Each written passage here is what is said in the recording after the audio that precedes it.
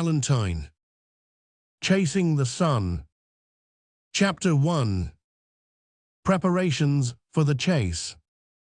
Fred Temple was a tall, handsome young fellow of about 25. He had a romantic spirit, a quiet, gentlemanly manner, a pleasant smile, and a passionate desire for violent exercise. To look at him, you would have supposed that he was rather a lazy man, for all his motions were slow and deliberate. He was never in a hurry, and looked as if it would take a great deal to excite him. But those who knew Fred Temple well used to say that there was a great deal more in him than appeared at first sight. Sometimes a sudden flush of the brow or a gleam of his eyes told of hidden fires within. Fred, when a small boy, was extremely fond of daring and dangerous expeditions. He had risked his life hundreds of times on treetops and precipices for birds' nests, and had fought more hand-to-hand battles than any of the old Greek or Roman heroes. After he became a man, he risked his life more than once in saving the lives of others, and it was a notable fact that many of the antagonists of his boyhood became, at last, his most intimate friends. Fred Temple was fair and ruddy. At about the age of 19, certain parts of his good-looking face became covered with a substance resembling floss silk. At 25, this substance had changed into a pair of light whiskers and a lighter mustache. By means of that barbarous custom called shaving, he kept his chin smooth. Fred's father was a wealthy Liverpool merchant. At the period when our tale opens, Fred himself had become chief manager of the business. People began, about this time, to say that the business could not get on without him. There were a great number of hands, both men and women, employed by Temple and Son, and there was not one on the establishment, male or female, who did not say and believe that Mr. Frederick was the best master, not only in Liverpool, but in the whole world. He did not by any means overdose the people with attentions, but he had a hearty offhand way of addressing them that was very attractive. He was a firm ruler. No skulker had a chance of escape from his sharp eye, but on the other hand, no hard-working servant was overlooked. One day it was rumored in the works that Mr. Frederick was going to take a long holiday. Since his appointment to the chief charge, Fred had taken few holidays, and had worked so hard that he began to have a careworn aspect, so the people said they were glad to hear it. No one in the works deserved a long holiday better than he. But the people were not a little puzzled when Bob Bowie, the office porter, told them that their young master was going away for 3 months to chase the sun. "Chase the sun, Bob, what do you mean?" said one. "I don't know what I mean, I can only tell you what I say," answered Bowie bluntly. Bob Bowie was an old salt, a retired seaman, who had sailed long as steward of one of the ships belonging to the house of Temple and Son, and in consequence of gallantry in saving the life of a comrade, had been pensioned off, and placed in an easy post about the office, with good pay. He was called Old Bob because he looked old and was weather-worn, but he was stout and hale, and still fit for active service. "Come, Bowie," cried another, "how do you know he's going to chase the sun?" "'Cause I heard him say so," replied Bob. "Was he in earnest?" inquired a third. "In course he was," said Bob. "Then it's my opinion," replied the other, "that old Mr. Temple'll have to chase his son and clap him in a straitjacket when he catches him, if he talks such stuff." The porter could not understand a joke, and did not like one, so he turned on his heel, and leaving his friends to laugh at their comrade's jest, proceeded to the counting room. There were 2 counting rooms, a small outer and a large inner one. In the outer room sat a tall middle-aged man, lanky and worn in appearance, and with a red nose. Opposite to him, at the same desk, sat a small fat boy with a round red face, and no chin to speak of. The man was writing busily. The boy was drawing a caricature of the man, also busily. Passing these, Bob Bowie entered the inner office, where a dozen clerks were all busily employed, or pretending to be so. Going straight onward like a homeward-bound ship, keeping his eyes right ahead, Bob was stranded at last in front of a green door, at which he knocked, and was answered with a hearty "Come in." The porter went in, and found Fred Temple seated at a table, which was covered with books and papers. "Oh, I sent for you, Bowie, to say that I want you to go with me to Norway tomorrow morning." To Norway, sir, said Bowie in surprise. Surely you're not growing timid in your old age, Bob. It is but a short voyage of 2 or 3 days. My little schooner is a good sea-boat and a first-rate sailor. Why, as for being timid, said the porter, rubbing the end of his nose, which was copper-coloured and knotty, I don't think I ever knowed that they're feelin', but it does take a feller aback to be told all of a sudden, after he's regularly laid up in port, to get ready to trip anchor in 12 hours and bear away over the North Sea. Not that I cares a brass farden for that fish pond, blow high, blow low, but it's rather sudden, d'ye see, and my rig ain't just seaworthy. Bowie glanced uneasily at his garments, which were a cross between those of a railway guard and a policeman. Never mind the rig, Bob, cried Fred, laughing. Do you get ready to start, with all the underclothing you have, by 6 tomorrow morning. We shall go to Hull by rail, and I will see to it that your topsails are made all right. Very good, sir. You've not forgotten how to make lobscouse or plumduff, I dare say. Bob's eyes brightened as he replied stoutly, by no manner o' means. Then be off, and remember sharp 6.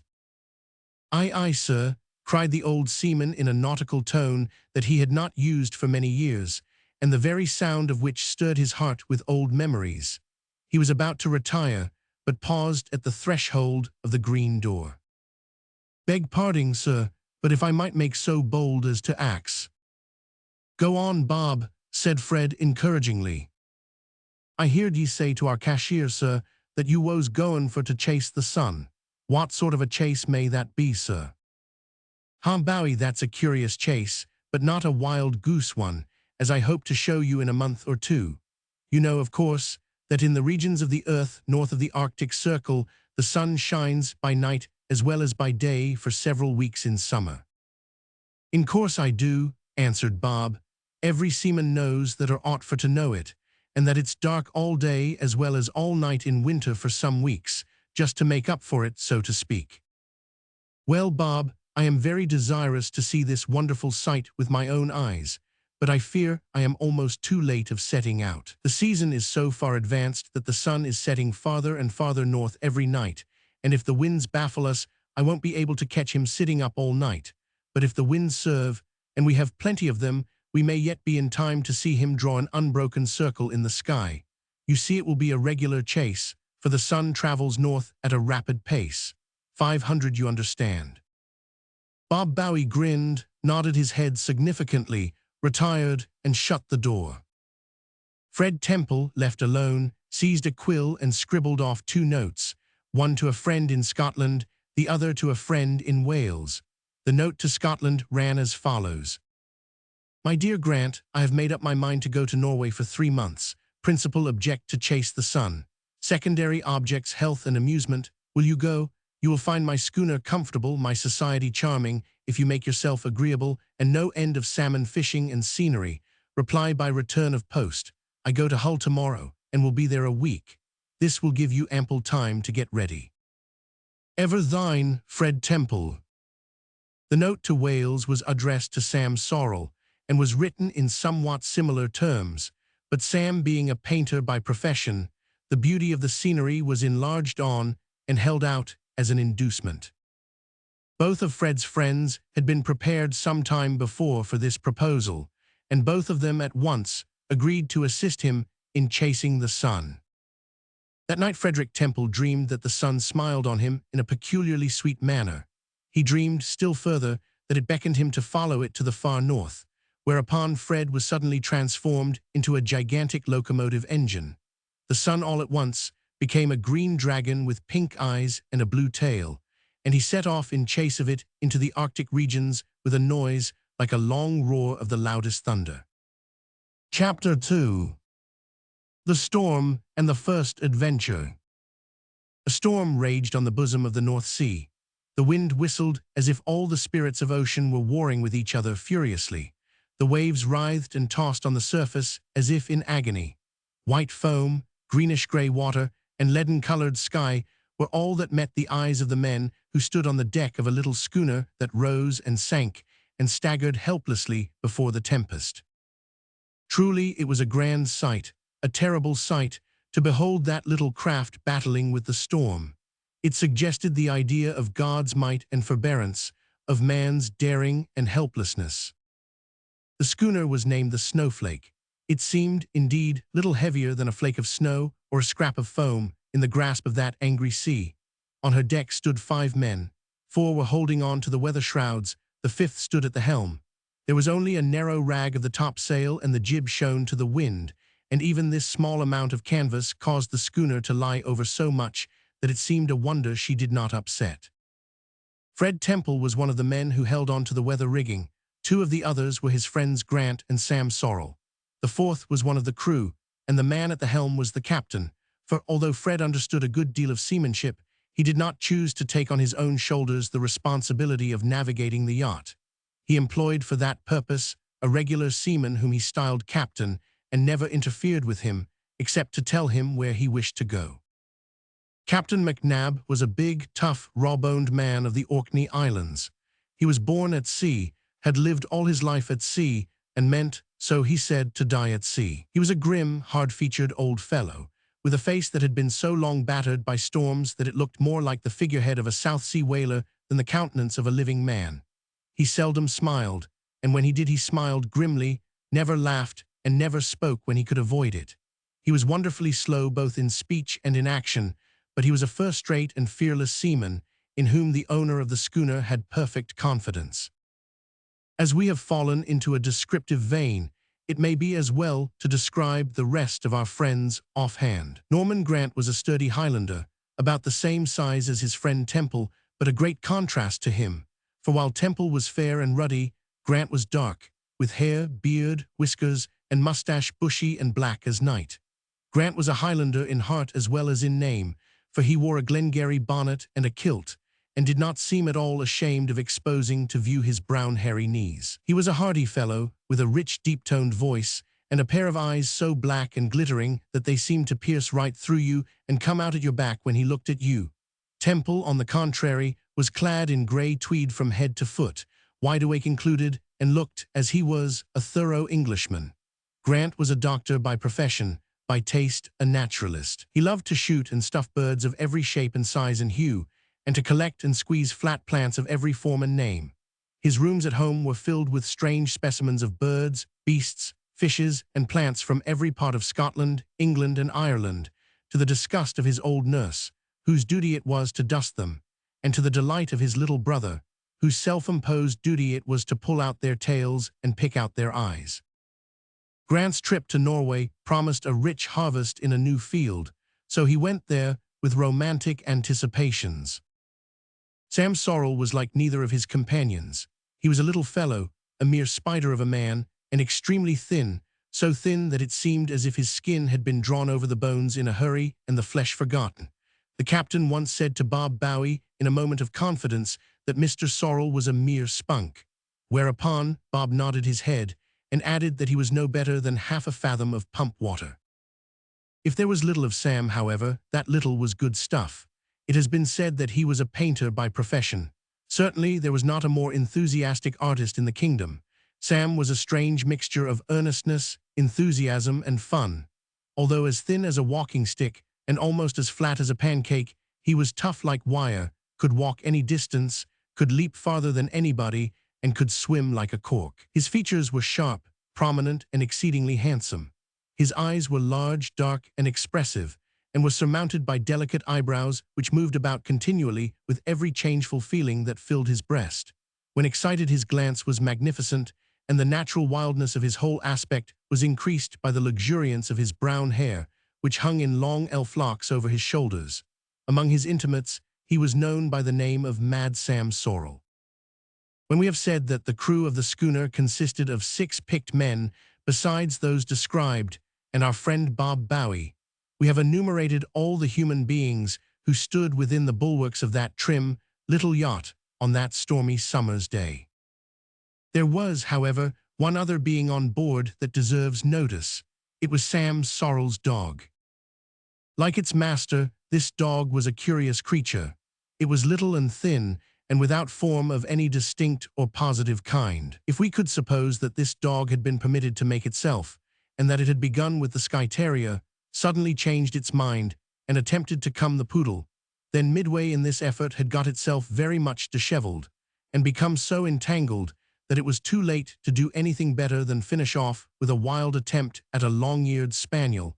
One could understand how such a creature as Titian had come into existence. Sam had meant to pay a tribute of respect to the great painter when he named his dog Titian, but having done his duty in this matter, he found it convenient to shorten the name into Tit, sometimes Tittles. Tittles had no face whatever, as far as could be seen by the naked eye. His whole misshapen body was covered with long shaggy hair of a light grey color. Only the end of his black nose was visible in front and the extreme point of his tail in rear. But for these two landmarks, it would have been utterly impossible to tell which end of the dog was which. Somehow the end of his tail had been singed or skinned or burned, for it was quite naked and not much thicker than a pipe stem. Tittles was extremely sensitive in regard to this, and could not bear to have his miserable projection touched. How that storm did rage, to be sure! The whole sea was lashed into a boiling sheet of foam, and the schooner lay over so much that it was impossible for the men to stand on the deck. At times it seemed as if she were thrown on her beam ends, but the good yacht was buoyant as a cork, and she rose again from every fresh blast like an unconquerable warrior. "It seems to me that the masts will be torn out of her," said Temple to the captain, as he grasped the brass rail that surrounded the quarterdeck and gazed upward with some anxiety. "No fear o' her," said the captain, turning the quid of tobacco in his cheek. "She's a tight boat, and could stand a heavier sea than this. I hope it'll blow a wee thing harder." "Harder," exclaimed Fred. "You must be fond of wind, Captain," observed Grant with a laugh. I've no objection to wind."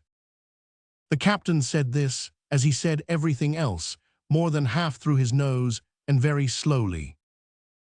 "But do you not think that more wind would be apt to carry away our topmasts or split the sails?" said Temple. "It's not unlikely," was the captain's cool reply.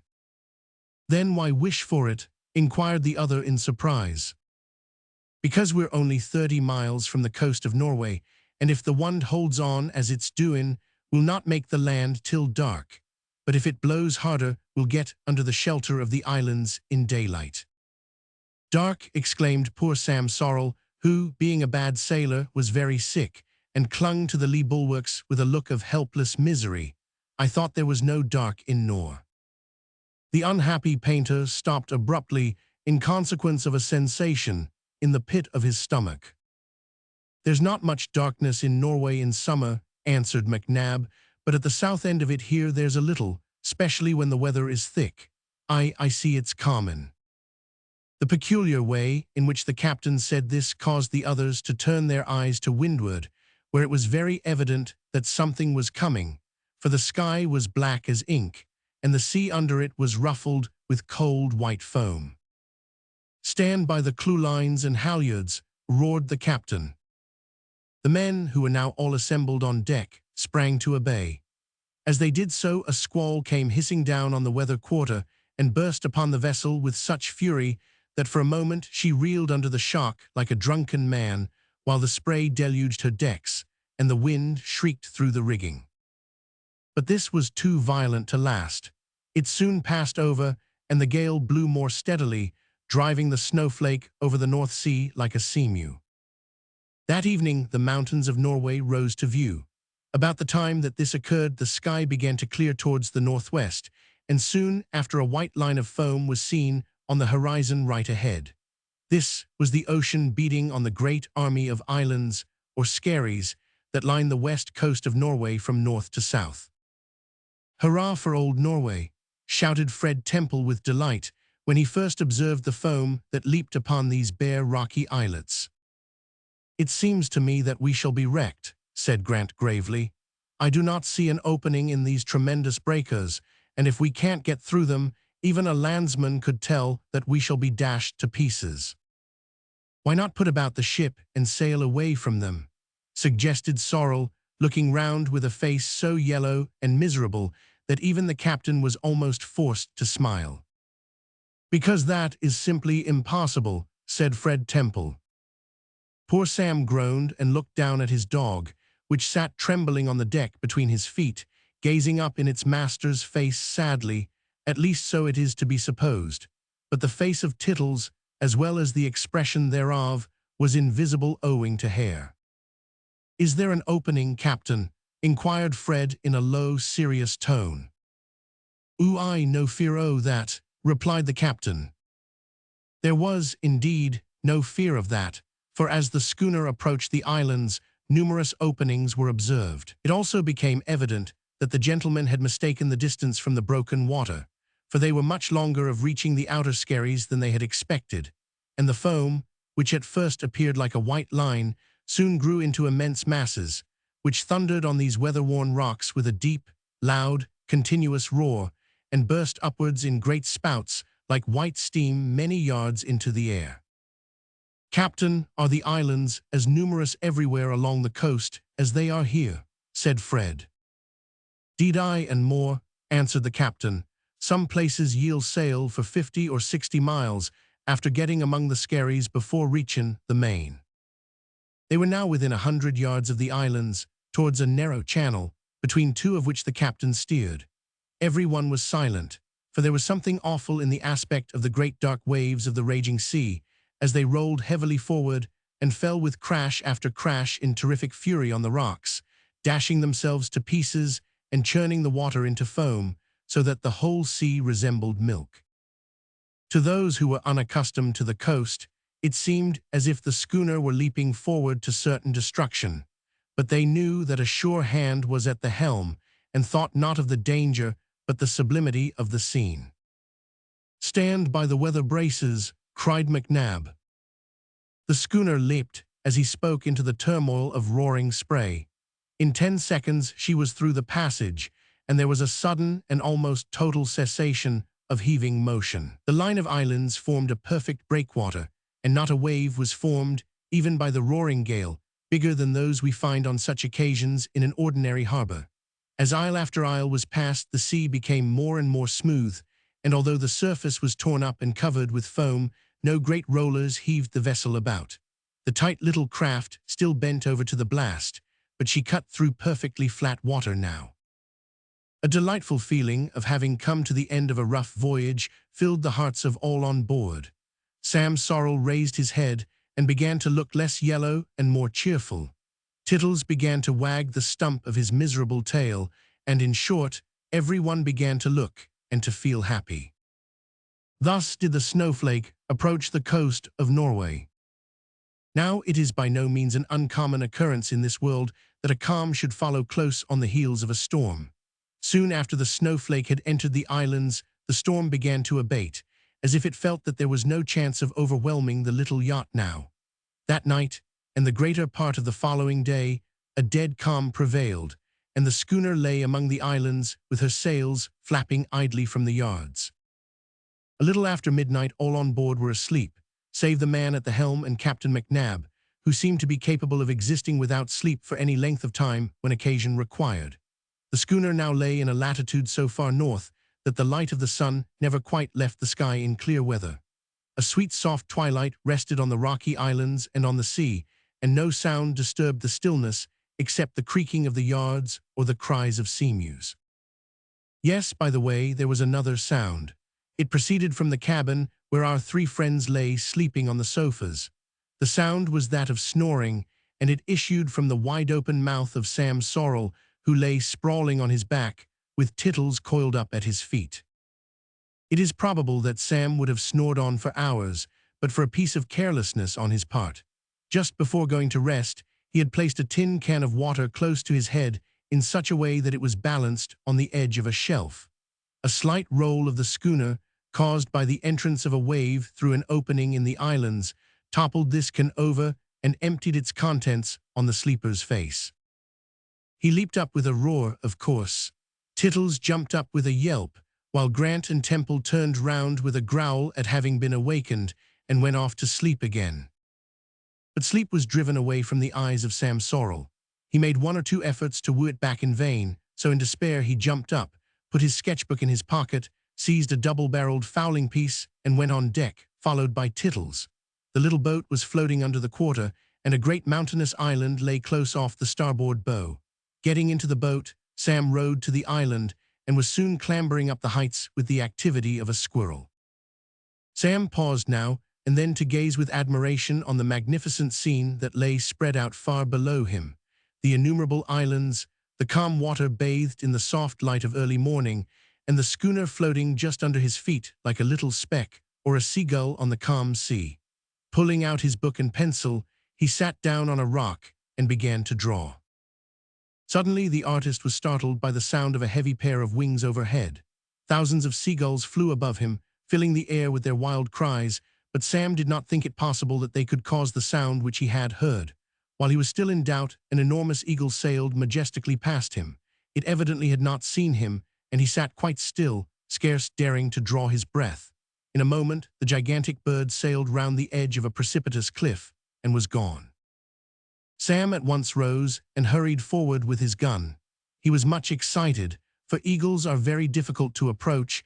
They are so shy and wary. Few men who go to Norway ever get the chance of a shot at the king of birds. Judge then of the state of Sam Sorrel's mind when, on turning a corner of rock, he suddenly beheld the eagle standing on the edge of a great precipice about 100 yards in advance of him. But his hopes were much cast down when he observed that between him and the eagle there was a space of open ground, so that he could not creep farther forward without being seen. How was he to advance? What was he to do? Such a chance might not occur again during the whole voyage. No time was to be lost, so he resolved to make a rush forward and get as near as possible before the bird should take to flight. No sooner thought than done. He rushed down the mountainside like a madman. The eagle sprang up in alarm just as he reached the side of a rounded rock. Halting suddenly, he took aim and fired both barrels. The eagle gave a toss of its head and a twirl of its tail, and sailing slowly away round a neighboring cliff, disappeared from view. A deep groan burst from the poor artist as he exclaimed, "Oh dear, I've missed it." But Sam was wrong. He had not missed it. On climbing to the other side of the cliff, he found the eagle stretched on the ground in a dying state. Its noble-looking eyes scowled for a moment on him as he came up, then the head drooped forward and the bird died. It measured 6 feet 4 inches from tip to tip of its expanded wings, and was as magnificent a specimen of the golden eagle as one could wish to see. With a triumphant step, Sam carried it down to the yacht, where he found his comrades still sound asleep. So he quietly fastened the eagle up over Grant's bed, with the wings expanded and the hooked beak close to the sleeper's nose. The day that followed this event continued calm, but towards evening a light breeze sprang up, and before midnight the Snowflake cast anchor in the harbor of Bergen. Chapter 3. Bergen, talking, supping, and sleeping under difficulties. The city of Bergen is a famous and a strange old place. In ancient days, it was a stronghold of the Vikings, those notorious sea warriors who were little better than pirates, and who issued from among the dark mountains of Norway in their great uncouth galleys and swept across the seas, landing on the coasts everywhere, to the terror of surrounding nations. They were a bold, fearless set, the Norse Vikings of old. They voyaged far and wide in open boats round the coasts of Europe and across the stormy sea long before the mariner's compass was invented, and they discovered Iceland and America long before Christopher Columbus was born. They had free spirits, these fierce Norwegians of old, and there was much good as well as evil in them. They had good and wise laws when nearly all the rest of the world was lawless, and many of the laws and customs which prevailed among them 1,000 years ago exist at the present day. The bold Vikings were great colonizers. Among other parts of the world, they overran and settled in a large portion of Great Britain, and much of their blood, more than many people are aware of, flows in our own veins. But I am wandering from my subject. Let me return to it by repeating that Bergen, this ancient stronghold of the Vikings, is a famous and a strange old place. It is built at the foot of a steep mountain range, which is so close to the margin of the sea that the city has barely room to stand. One might fancy that the houses were crowding and jostling each other and squeezing themselves together, in order to avoid on the one hand being pushed up the mountainside, and on the other hand being thrust into the sea. Some of the smaller cottages and a few villas seem to have been beaten in this struggle for standing room, for they appear to have been obliged to clamber up the mountainside and perch themselves on spots where there does not seem to be standing room for a goat. From such elevated positions, they look down complacently on their crowded brethren. The houses near the sea have not fared so well. They are built in the water on piles, and are all of them warehouses with projections in front, from which hang blocks and hoisting tackle. These projections resemble heads, the piles look like legs, and it does not require a very strong effort of imagination to believe that the warehouses are great living creatures which have waded into the sea, and are looking earnestly down into the water to observe how the fish are getting on. The houses are all built of wood, all are painted white, and all have red-tiled roofs. They are peaked and gable-ended to an extraordinary degree, so that the general aspect of the city is confused and irregular, all the more interesting and picturesque on this account. A thought strikes me here, and when a thought strikes one, I think we ought always to pay that thought the compliment of jotting it down. It is this: regularity in small details is pleasing, regularity on a grand scale is disagreeable. For instance, a chair with one leg turned, another square, and a third ornamentally carved would be a disagreeable object. The two front legs at least must be regular, and the two back legs regular. A chair is a small matter. But proceed to a grander subject, a city. If every house is similar to its neighbors, if every street is parallel to the rest, the effect is bad. Regularity here is disagreeable. This is a deep subject requiring much study and philosophical inquiry. If I were to go farther into it, our friend Fred Temple's adventures would have to be cast overboard. I will, therefore, cut it short with the remark that the subject is well worthy the attention of even deeper thinking men than are ever likely to read this book. When the three friends, Temple, Grant, and Sorrel, found themselves in the quaint old city of Bergen, their first thought was supper, their second thought bed. Now this may seem to some minds a dreadfully low and contemptible state of things. What, a romantic reader may exclaim, they had arrived in that celebrated city, from which in days of old the stalwart Vikings used to issue on their daring voyages, in which the descendants of these grand fellows still dwell, and in which are interesting memorials of the past and quaint evidences of the present. Did your heroes, Temple, Sorrel, and Grant, think of supper and of bed when their feet for the first time trod the soil of old Norway? Even so, romantic reader, I am bound to tell you that romance is all very well in its way, but it has no power whatever over an empty stomach or an exhausted brain. When our three friends landed in Bergen, it was past midnight. Their admiration of the scenery had induced them to neglect supper and to defy sleep, so that when they landed they felt more than half inclined to fall upon their boatman and eat him up alive, and then to fall down on the stone pier and go off to sleep at once. In this frame of mind and body they entered the house of Madame Santum and called for supper. Madame Santum was the owner of a private hotel.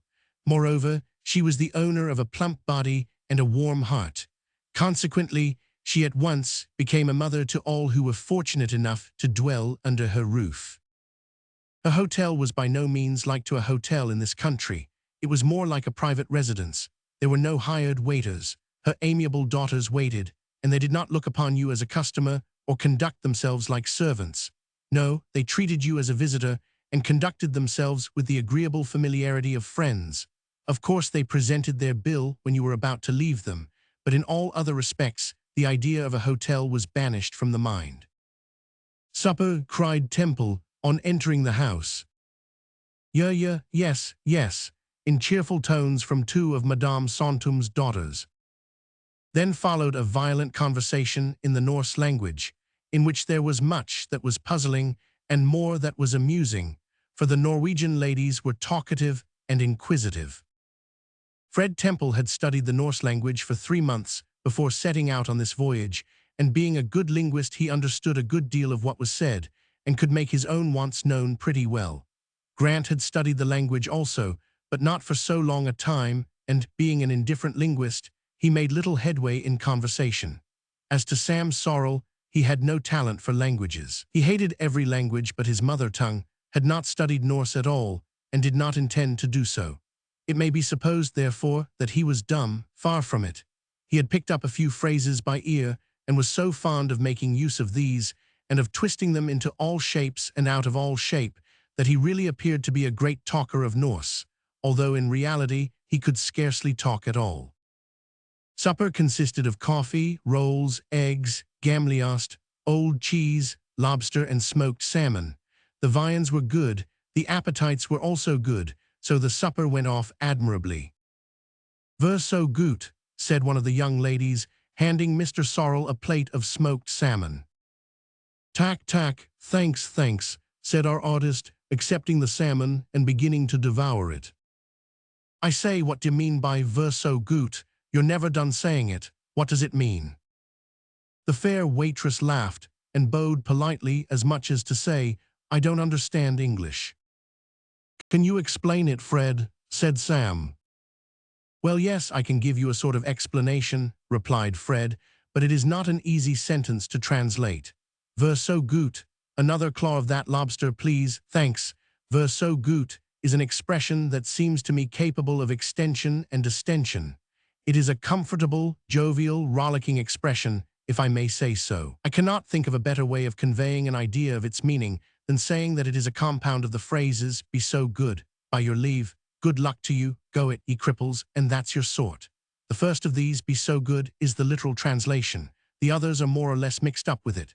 You may rely on it, Sam, that when a Norwegian offers you anything and says ver so gut, he means you well and hopes that you will make yourself comfortable." "You don't say so, Fred. I'll adopt the phrase from this hour." Accordingly, Sam Sorrel did adopt it, and used it on all and every occasion, without any regard to its appropriateness. Little was said at supper. The whole party were too tired to converse. "Now for bed," cried Sam, rising. "I say, Fred, what's the Norse for a bed?" "Seng," replied Fred. "Seng, what a remarkable name. Now then, my good girl, ver so gut, will you show me my seng? Good night, comrades, I'm off to ha, what a musical idea to sing." "More probably to snore," observed Grant. "Oh, Grant," said Sam, looking back and shaking his head, "give up jesting. It's bad for your health, fie for shame, good night." Norwegian beds are wooden boxes of about 3 feet wide and 5.5 long. I have never been able to discover why it is that Norwegians love to make their beds as uncomfortable as possible, yet so it is. Grant had a room to himself. Temple and our artist were shown into a double-bedded room. "Is that a bed?" said Sam, pointing to a red-painted wooden box in a corner. "Why, it's too short even for me, and you know I'm not a giant." "Oh, then what must it be for me?" groaned Fred Temple. On close examination, it was found that each bed was too short for any man above 5 feet 2, and further, that there was a feather bed below and a feather bed above, instead of blankets. Thus they lay that night between 2 feather beds, which made them so hot that it was impossible to sleep at first. Sorrel, being short, managed to lie diagonally across his box, but Fred, being long, was compelled to double himself up like a foot rule. However, fatigue at last caused them to slumber in spite of all difficulties. In the morning, they were visited by a ghost. Chapter 4. A ghost and a custom, a fish market and a Norse lover. There was no night in Bergen at this time. At the midnight hour, there was light enough to see to read the smallest print, and at an early hour in the morning, this sweet twilight brightened into dawn. This being the case, Fred Temple was not a little surprised to see a ghost make its appearance about 6 o'clock, for ghosts are famous for their hatred of broad daylight. Nevertheless, there it was, in the form of a woman. What else could it be but a ghost? For no woman would dare to enter his bedroom, so he thought, without knocking at the door. The ghost had in her hand a tray with a cup of coffee on it. Fred watched her motions with intense curiosity and kept perfectly still, pretending to be asleep. She went straight to the box in which Sam Sorrel slept, and going down on her knees, looked earnestly into his face. As our artist's mouth happened to be wide open, it may be said that she looked down his throat. Presently she spoke to him in a soft whisper, "Will to have calf? Will you have coffee?" A loud snore was the reply. Again she spoke, somewhat louder, "Will to have calf?" A snort was the reply. Once more, in a tone which would not be denied. "Will to have calf?" Hallo, what, dear me? Yes. Ah, thank you ver so gut," replied Sam, as he awoke and gazed in wild surprise at the ghost, who was none other than the female domestic servant of the house, who had brought the visitors a cup of coffee before breakfast. Sam's exclamations were wild at first, and he stared like a maniac, but as consciousness returned, he understood his position, and being naturally a modest man, he hastily drew on his nightcap and gathered the bedding round his shoulders. Accepting the coffee, he drank it, and the girl crossed the room to pay similar attentions to Fred Temple. This presentation of a cup of coffee in bed before breakfast is a custom in Norway, and a very pleasant custom it is, too, especially when it breaks upon you unexpectedly for the first time. "Now for the fish market, Sam," cried Fred, leaping out of bed when the girl had left the room. "Who cares for the fish market?" said Sam testily, as he turned round in his bed and prepared to slumber. "I care for it," retorted Fred, "and so do you, old boy, only you are lazy this morning. Come, get up. I have resolved to spend only one day in this queer old city, so you must not let drowsiness rob you of your opportunities of seeing it. The fish market, you know, is famous. Come, get up." Temple enforced his advice by seizing his companion by the ankles and hauling him out of bed. Sam grumbled but submitted, and in a short time they were ready to start.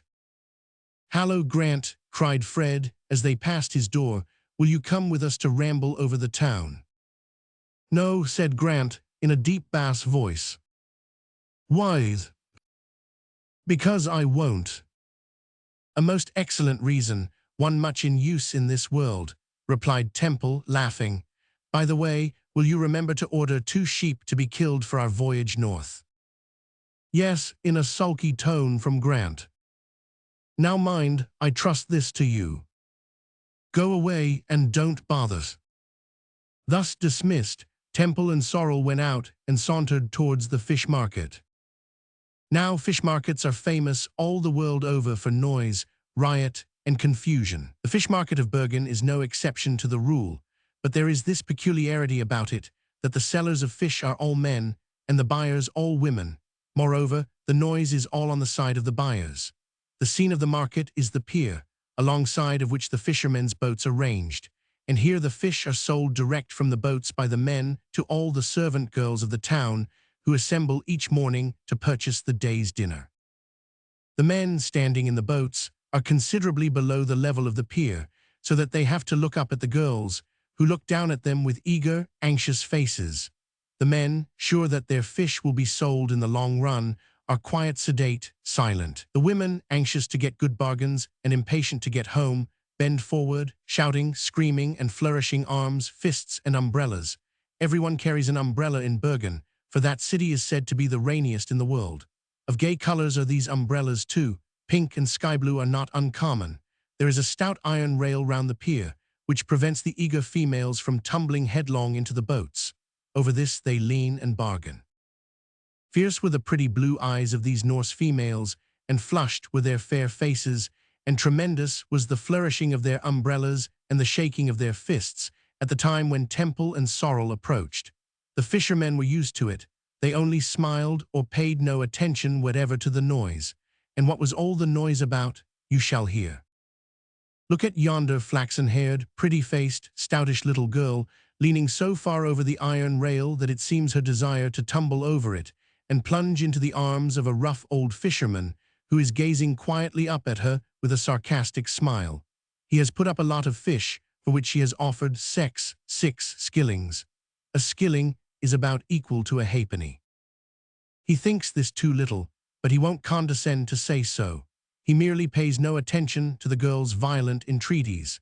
The language of the girl bears so strong a resemblance to our own that it scarcely requires translation. "Fiskman," she cries, "will du have 8 skillings? Will you have 8 skillings?" No, the Fiskman won't have that. It is not enough, so he makes no reply, but pretends to be washing his boat. Fiskman, Fiskman, will do have nigh, will you have nine? Still no reply. The fisherman turns his back on the market, gazes out to sea, and begins to whistle. At this, the girl becomes furious. She whirls her umbrella in the air desperately. If that umbrella were only a foot longer, the Fiskman's head would certainly feel its weight. Presently, the girl forces herself to become calm and deeply earnest. She has made up her mind to make a liberal offer. Fiskman, will do have tea, 10 skillings. The Fiskman, who wears a red nightcap with a tall hat on the top of it, takes off his headgear, exposes his bald pate to view, and wipes it with a fishy cotton handkerchief. But he takes no notice whatever of the girl, who now becomes mad. That is to say, she stamps, glares, shakes her pretty little fist at the hard-hearted man, and gasps. Suddenly she becomes reckless and makes a wild offer of 12 skillings. Ha, the mark is hit at last. The Fiskman can hold out no longer. Without saying a word, he turns quietly round and hands up the fish. The girl, without a word, stoops down and pays for them, and then goes off in triumph, for her energy has been successful. She has got the fish a little cheaper than she had expected.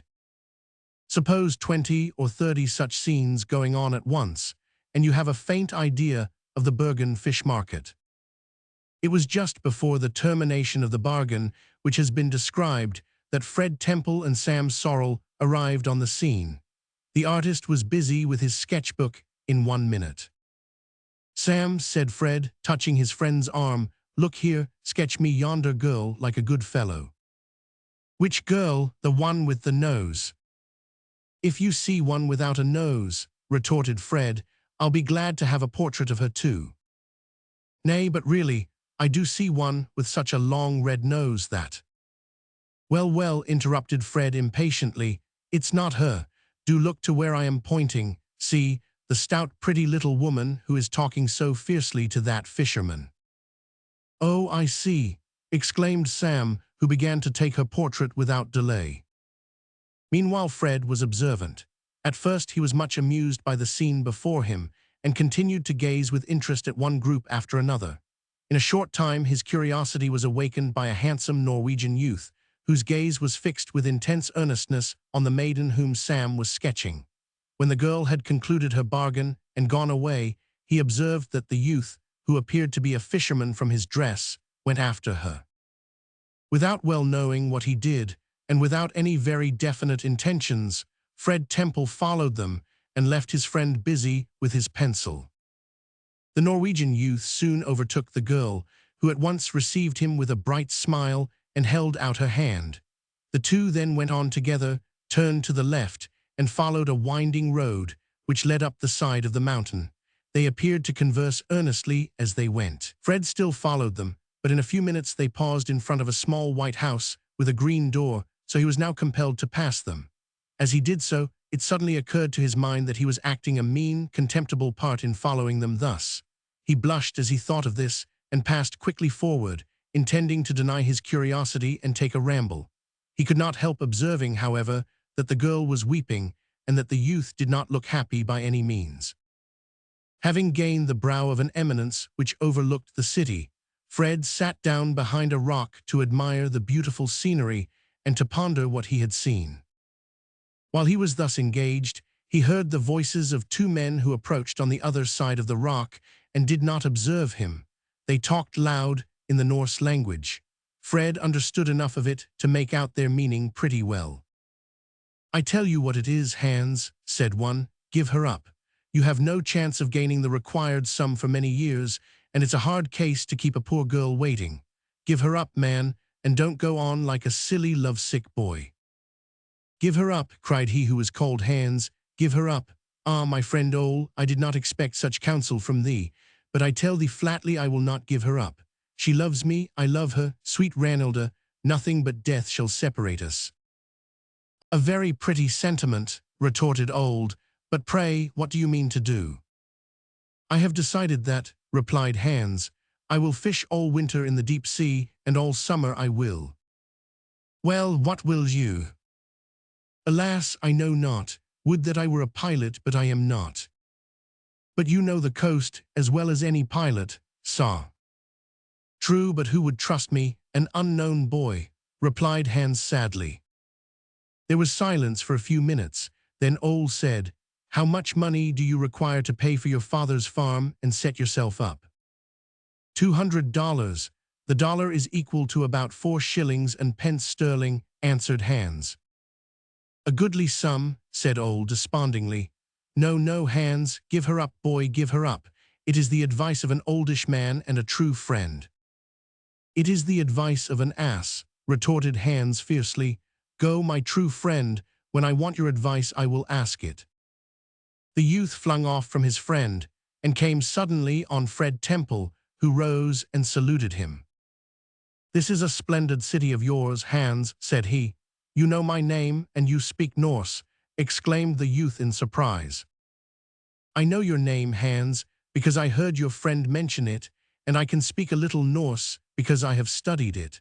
I have come to stay in old Norway for a few months and would like to get a little information about it from someone. Are you a busy man just now? No, not very busy, said Hans, with a disconcerted look. Then, could you call on me this afternoon? I live in Madame Santum's house. I will come, said Hans, whose face beamed with good humor. Good, I shall expect you. Farewell. Farvel, replied Hans. Fred sauntered down the hill that morning with a very peculiar smile on his countenance. There was something quite sly about his aspect, and more than once his companions caught him chuckling at breakfast in a way that surprised them much, for Fred Temple was not given to secrets or to act in an outrageous manner without any apparent reason. But Fred had his own peculiar thoughts that morning, and they tickled him to such an extent that more than once he burst into a fit of laughter. Come, Fred, you're meditating something. Out with it, said Grant. It is selfish to keep all your good thoughts to yourself. Not yet, replied Fred, with a mysterious look. You shall know before our excursion comes to an end.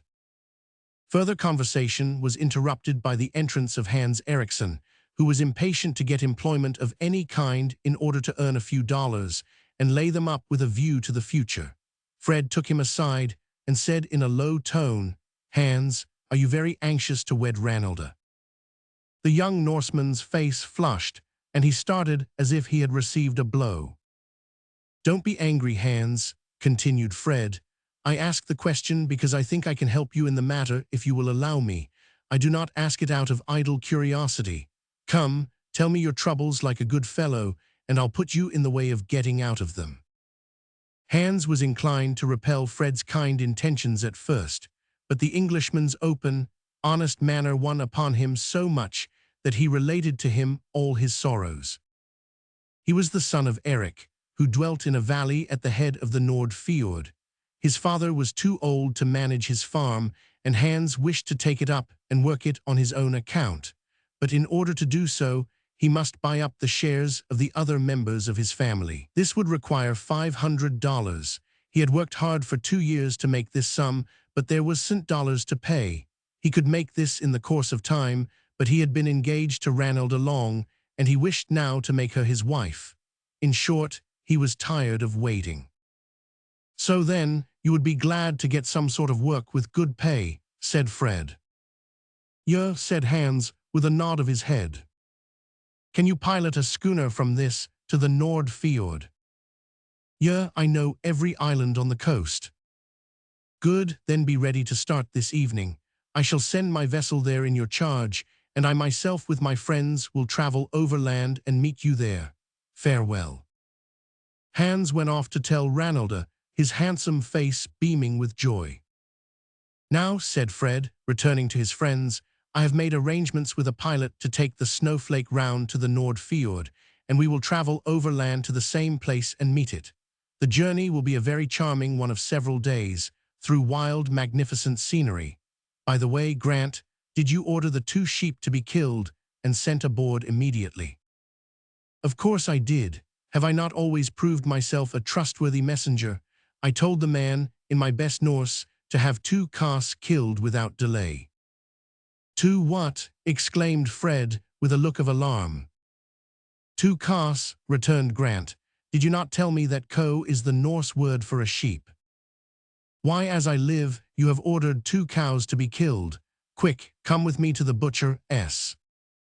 The two friends rushed out of the house and reached the shop of the man of meat just in time, fortunately, to arrest the fatal blow. The order was of course countermanded, and they were thus saved the necessity of setting up a butcher's shop in Bergen to get rid of their superabundant beef. That night the snowflakes set sail for the far north, and next morning our 3 adventurers were galloping through the wilds of Norway. Chapter 5. Carriole traveling, miserable lodging and poor fare, native peculiarities, a night battle. As I am now about to drag my reader through the wild interior of Norway, let me try to describe it. Don't be alarmed, dear reader, I do not mean to be tedious on this point, but I candidly confess that I am puzzled as to how I should begin. Norway is such a jumble of nature's elements. Perhaps a jumbled description may answer the purpose better than any other. Here it is, then. Mountains and crags and gorges and rocks and serried ridges, towering peaks and dark ravines, lakes and fords and glens and valleys, pine woods and glaciers. For a full description of glaciers, see Fast in the Ice, page 86, volume 3 of this miscellany: streamlets, rivulets, rivers, cascades, waterfalls, and cataracts. Add to this, in summer, sweltering heat in the valleys and everlasting snow and ice on the mountaintops, with sunlight all night as well as all day, and the description of Norway is complete. No arrangement of these materials is necessary. Conceive them arranged as you will, and no matter how wild your fancy, your conception will be a pretty fair idea of Norway. Toast these elements into some chamber of your brain, shake them well up, don't be timid about it, then look at the result, and you will behold Norway. Having said thus much, it is unnecessary to say more. Rugged grandeur is the main feature of Norway. On a lovely summer's evening, not long after the departure of the snowflake from Bergen, our 3 travelers found themselves trotting through a wild glen on each side of which rose a range of rugged mountains, and down the center of which roared a small river. The glen was so steep, and the bed of the torrent so broken, that there was not a spot of clear water in its whole course. From the end of the lake out of which it flowed to the head of the fjord or firth into which it ran, the river was one boiling, roaring mass of milk-white foam. Fred Temple and his friends traveled in the ordinary vehicle of the country, which is called a carriole. The Norwegian carriole holds only 1 person, and the driver or attendant sits on a narrow board above the axle-tree. Of course it follows that each traveler in Norway must have a carriole and a pony to himself.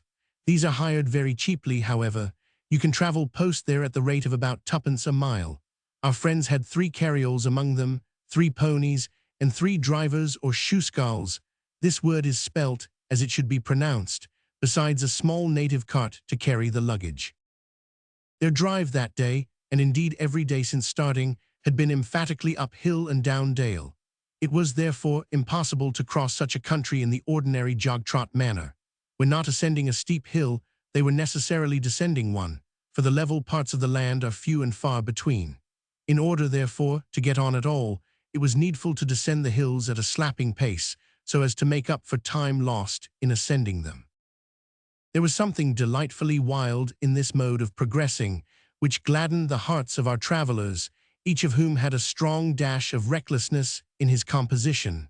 There was a little danger, too, connected with it, which made it all the more attractive. Frequently the roads were narrow, and they wound along the top of precipices over which a false step might easily have hurled them. At the foot of many of the roads, too, there were sharp turns, and it was a matter of intense delight to Sam Sorrel to try how fast he could gallop down and take the turn without upsetting. The Norwegian ponies are usually small and cream-colored, with black manes and tails or white manes and tails, always, from some incomprehensible reason, with manes and tails different in color from their bodies. They are hardy, active animals, and they seem to take positive pleasure in the rattling, neck-or-nothing scamper that succeeds each toilsome ascent. The shoeskal is usually the owner of the pony. He may be a man or a boy, but whether man or boy, he almost invariably wears a red worsted nightcap. He also wears coarse homespun trousers, immensely too long in the body, and a waistcoat monstrously too short. He will hold the reins and drive if you choose, but most travelers prefer to drive themselves. During the journey, Fred Temple usually led the way. Norman Grant, being a careless, easygoing, drowsy fellow, not to be trusted, was placed in the middle, and Sam Sorrel brought up the rear. Sam's duty was to prevent straggling and pick up stray articles or baggage. On the day of which I write, the three friends had traveled far and were very sleepy. It was near midnight when they came to a steep and broken part of the road, which ran alongside of the foaming river already mentioned, and turning at a sharp angle, crossed it by means of a rude wooden bridge. Notwithstanding the lateness of the hour, the sky was almost as bright as at noon. "Mind yourself here," shouted Fred, looking back at Grant, who was almost asleep. "Hallo, oh, all right," cried Grant, gathering up the reins and attempting to drive. Fortunately for him, Norwegian ponies need no driving. They are trained to look after themselves. Fred went down the hill at a canter. Grant followed at a spanking trot, and both of them reached the bridge and made the turn in safety. Sam Sorrel was some distance behind. Both he and his shoeskull were sitting bolt upright, more than half asleep, with the reins hanging loose on the pony's back. The first thing that awakened Sam was the feeling of going downhill like a locomotive engine. Rousing himself, he seized the reins and tried to check the pony. This only confused it and made it run the carriole so near to the edge of the river that they were almost upset into it. When Sam became fully aware of his position, he opened his eyes, pursed his lips, and prepared for squalls. Not being a practiced driver, he did not make sufficient allowance for a large stone which had fallen from the cliffs and lay on the road. He saw what was coming and gathered himself up for a smash, but the tough little carriole took it as an Irish hunter takes a stone wall. There was a tremendous crash. Sam's teeth came together with a snap, and the shoeskull uttered a roar. No wonder, poor fellow, for his seat being over the axle and having no spring to it, the shock which he received must have been absolutely shocking. However, they got over that without damage, and the river was crossed by all three in safety. The next hill they came to was a still worse one. When they were halfway down, the leader came to a sudden halt. Grant's carriole almost ran over it. Sam and the luggage cart pulled up just in time, and so, from front to rear, they were jammed up into the smallest space they could occupy. "Hallo, what's wrong?" shouted Grant. "Oh, nothing, only a trace or something broken," replied Fred. "Mend it in a minute." It was mended in a minute, and away they went again on their reckless course over hill and dale. The mending of the trace was a simple affair. The harness of each pony consisted of nothing more than the reins, a wooden collar, and a wooden saddle. The shafts were fastened to the collar by means of an iron pin, and this pin was secured in its place by a green withe or birch bough twisted in a peculiar manner so as to resemble a piece of rope. This was the only part of the harness that could break, so that when an accident of the kind occurred, the driver had only to step into the woods and cut a new one. It is a rough and ready style of thing, but well suited to the rough country and the simple people of Norway. Fred, being anxious to see as much as possible, had compelled his guide to turn out of the usual high road, the consequence of which was that he soon got into difficulties, for although each shoeskull knew the district through which they were passing, they could not quite understand to what part of the country this peculiar Englishman was going. This is not surprising, for the peculiar Englishman was not quite sure of that point himself. On this particular night, they seemed to have got quite lost among the hills. At every stage of 10 or 12 English miles, they changed horses and drivers. The drivers on this particular stage were more stupid than usual, or Fred Temple was not so bright. Be that as it may, about midnight, they arrived at a gloomy, savage place, lying deep among the hills, with 2 or 3 wooden huts, so poor-looking and so dirty that a well-bred dog would have objected to go into them. Fred pulled up when he came to this place, and Grant's pony pulled up when his nose touched the back of Fred's cart. Grant himself and his man were sound asleep. In a few seconds, Sam joined them.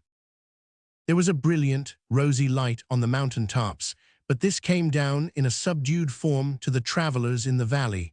The place scarcely deserved the name of a valley. It was more of a gorge.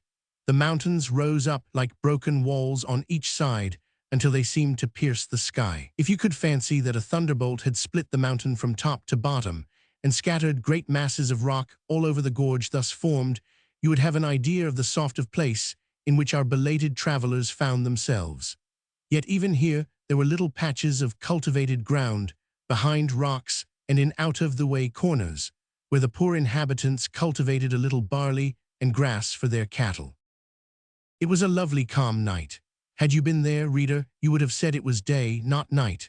There was no sound to break the deep stillness of all around except the murmur of many cataracts of melted snow water that poured down the mountainsides like threads of silver or streams of milk. But the rush of these was so mellowed by distance that the noise was soft and agreeable.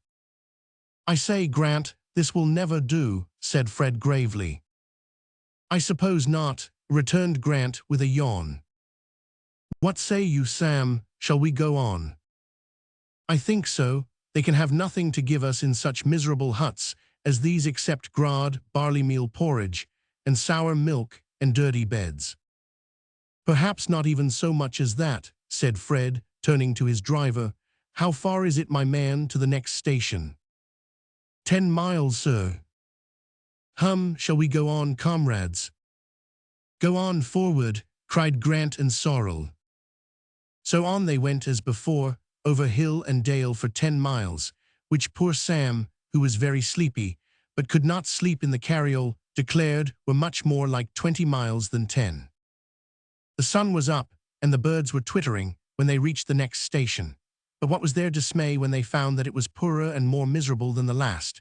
It lay in a wilder gorge, and seemed a much more suitable residence for wolves and bears than for human beings. Indeed, it was evident that the savage creatures referred to did favor that region with their presence, for the skin of a wolf and the skull of a bear were found hanging on the walls of the first hut the travelers entered. The people in this hamlet were extremely poor and uncommonly stupid. Living as they did in an unfrequented district, they seldom or never saw travelers, and when Fred asked for something to eat, the reply he got at first was a stare of astonishment. "We must hunt up things for ourselves, I see," cried Sam Sorrel, beginning to search through the hut for victuals.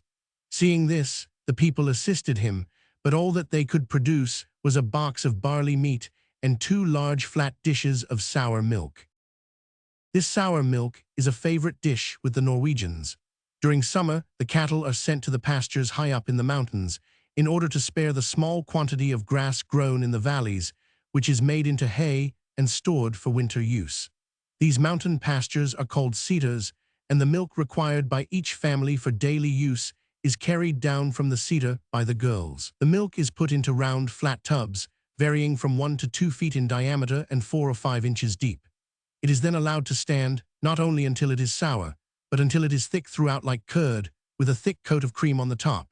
In this form it is eaten with a spoon, and a very pleasant sight it is to behold 3 or 4 sturdy herdsmen, and perchance 1 or 2 boys, squatting round one of these large dishes, and supping away to their heart's content.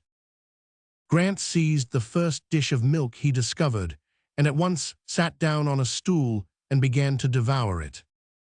"Hold on, let us start fair," cried Sam Sorrel, catching up a spoon and sitting down opposite his comrade on another stool. The hut was built of rough logs, and the only furniture in it was of the rudest description: a couple of box beds, 2 or 3 stools, and a bench, a gaily painted chest in one corner, and a misshapen table was all that it contained. There was a very small door at one side, a particularly small window at the other, and a raised stone fireplace at one end. "Well, while you two are stuffing yourselves with sour milk, I'll go and search for better fare," said Fred, with a laugh as he left the hut. "Good luck go with you," cried Grant. "A bird in the hand is worth 2 in the bush. Now then, old boy," he continued, turning to the owner of the hut, "could your good wife make us a little porridge? I say, Sam, what's the Norse for porridge?" Grod is pronounced Groot, I believe," said Sam, who was still busy with the sour milk. "Ah yes, Grod, that's it," said Grant, turning again to the old man. Grod, get us some Grod, do you understand?" Yeah, answered the man. It would have been very strange if he had not understood, for though Grant addressed him in English, the word grad bawled so frequently into his ear was sufficiently comprehensible. A fire was quickly kindled by the good wife, a pleasant-looking elderly woman, and the black family pot was soon smoking.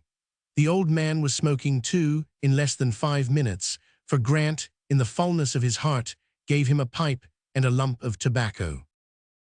This man was a fine specimen of a hale old Norseman.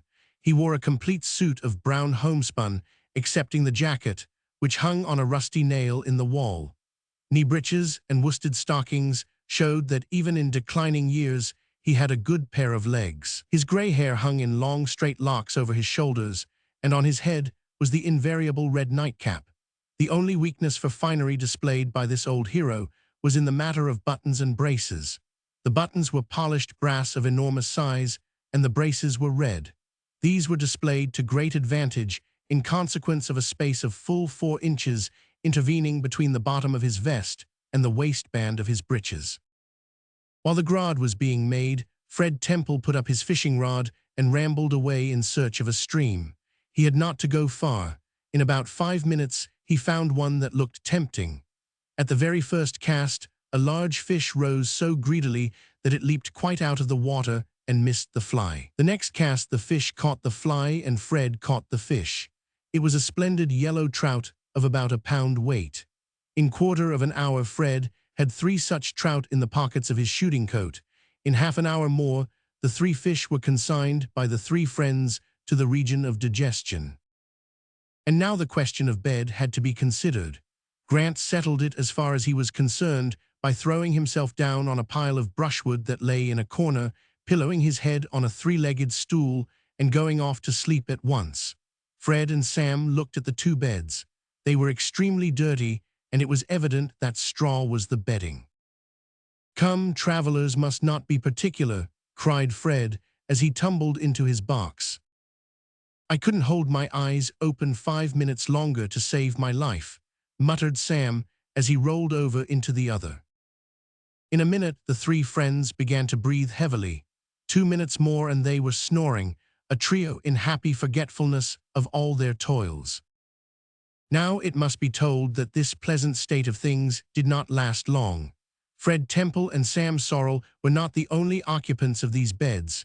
Truth, however disagreeable, must be revealed. There were living creatures which not only slept in those beds, but which dwelt there when perfectly wide awake, and these creatures waged unceasing war with every human being that lay down beside them. In a very short time the sleepers found this out. Fred began to grow restless and to groan. So did Sam.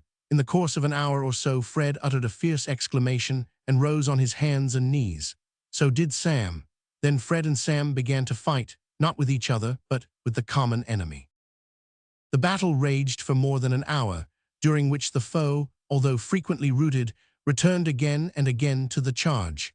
Their courage and determination were tremendous. It cannot be said that Fred and Sam were actually put to flight, but a regard for truth compels me to state that they continued fleeing the greater part of that morning, and it was not until the sun was high in the heavens, pouring down a flood of light into that wild glen, that they gained the victory and lay down to repose on their laurels and straw, not to mention the bodies of the dead and dying.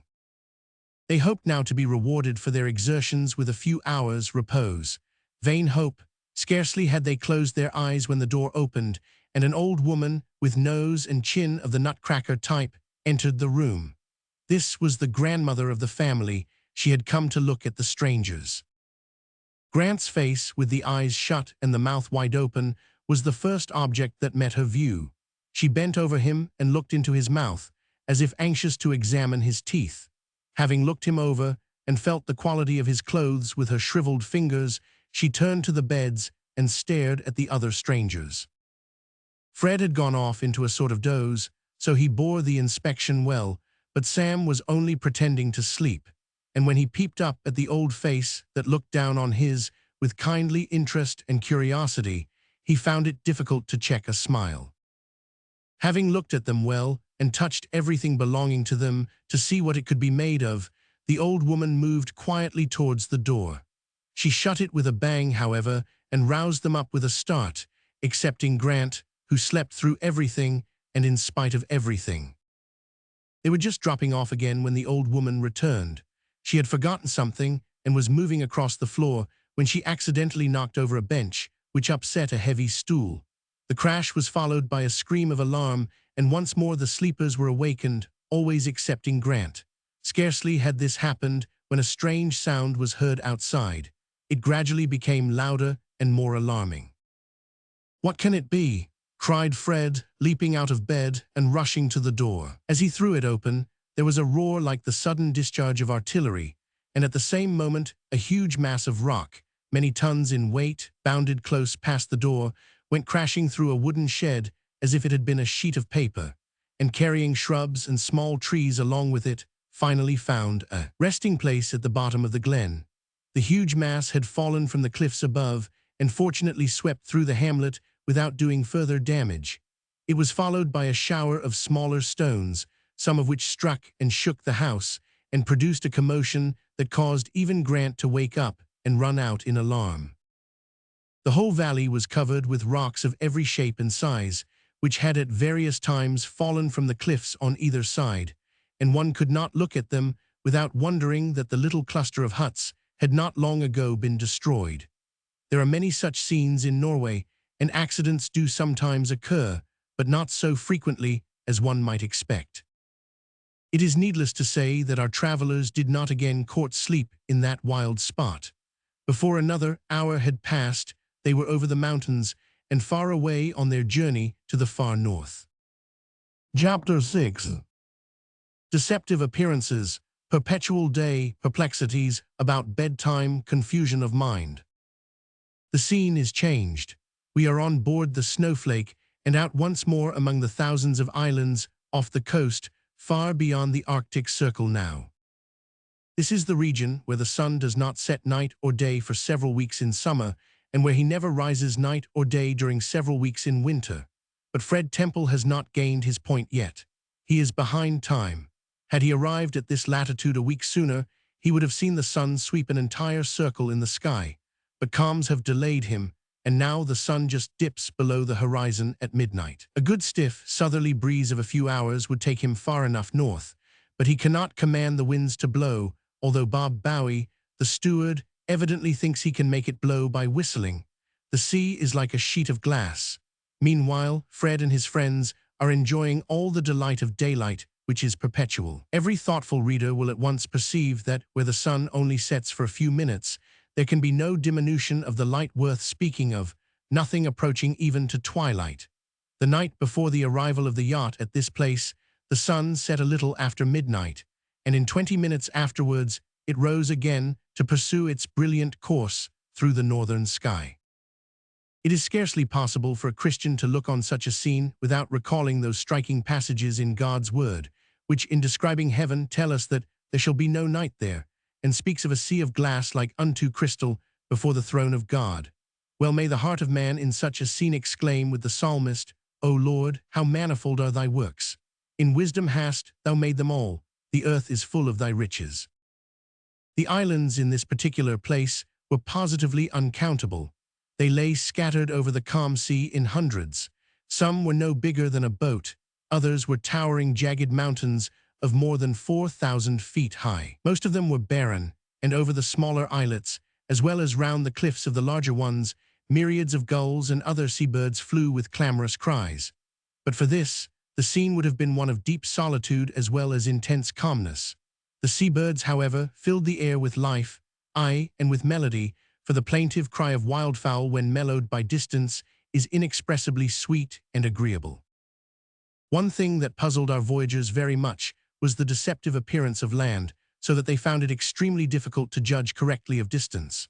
On one occasion, when sailing towards one of the large islands, Fred went up to Bob Bowie, who was leaning over the side watching the ripples caused by the snowflake, and meditating, as he himself said, on things in general and nothing in particular.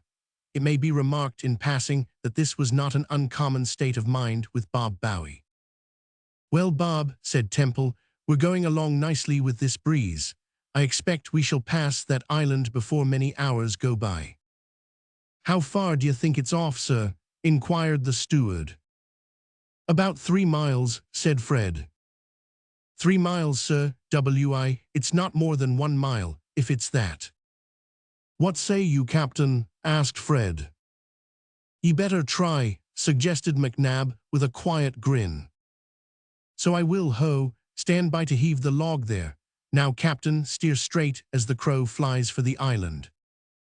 The yacht's course was altered, the log was hove, and observing the moment of starting, they awaited the result. Bob thought it was a smallish island with little bushes on it. The time they took in drawing near to it first led him to doubt the correctness of his own opinion. But when the bushes began to turn into trees, and the cliffs to tower into the sky above his head and throw a dark shadow over the vessel, he was obliged to give in. The distance, which he had imagined, was not more than 1 mile, turned out to be 5. On another occasion, a similar case of the deceptive appearance of distance occurred. They were sailing up a certain fjord, which most of the people on board supposed was only about a mile broad. One of the sailors, Bill by name, insisted that it could not be more than 3/4 of a mile, and thereupon an animated discussion, amounting almost to a dispute, began. But Bill was not to be put down. He was an old salt. He wasn't to be taken in by these molehills, not he.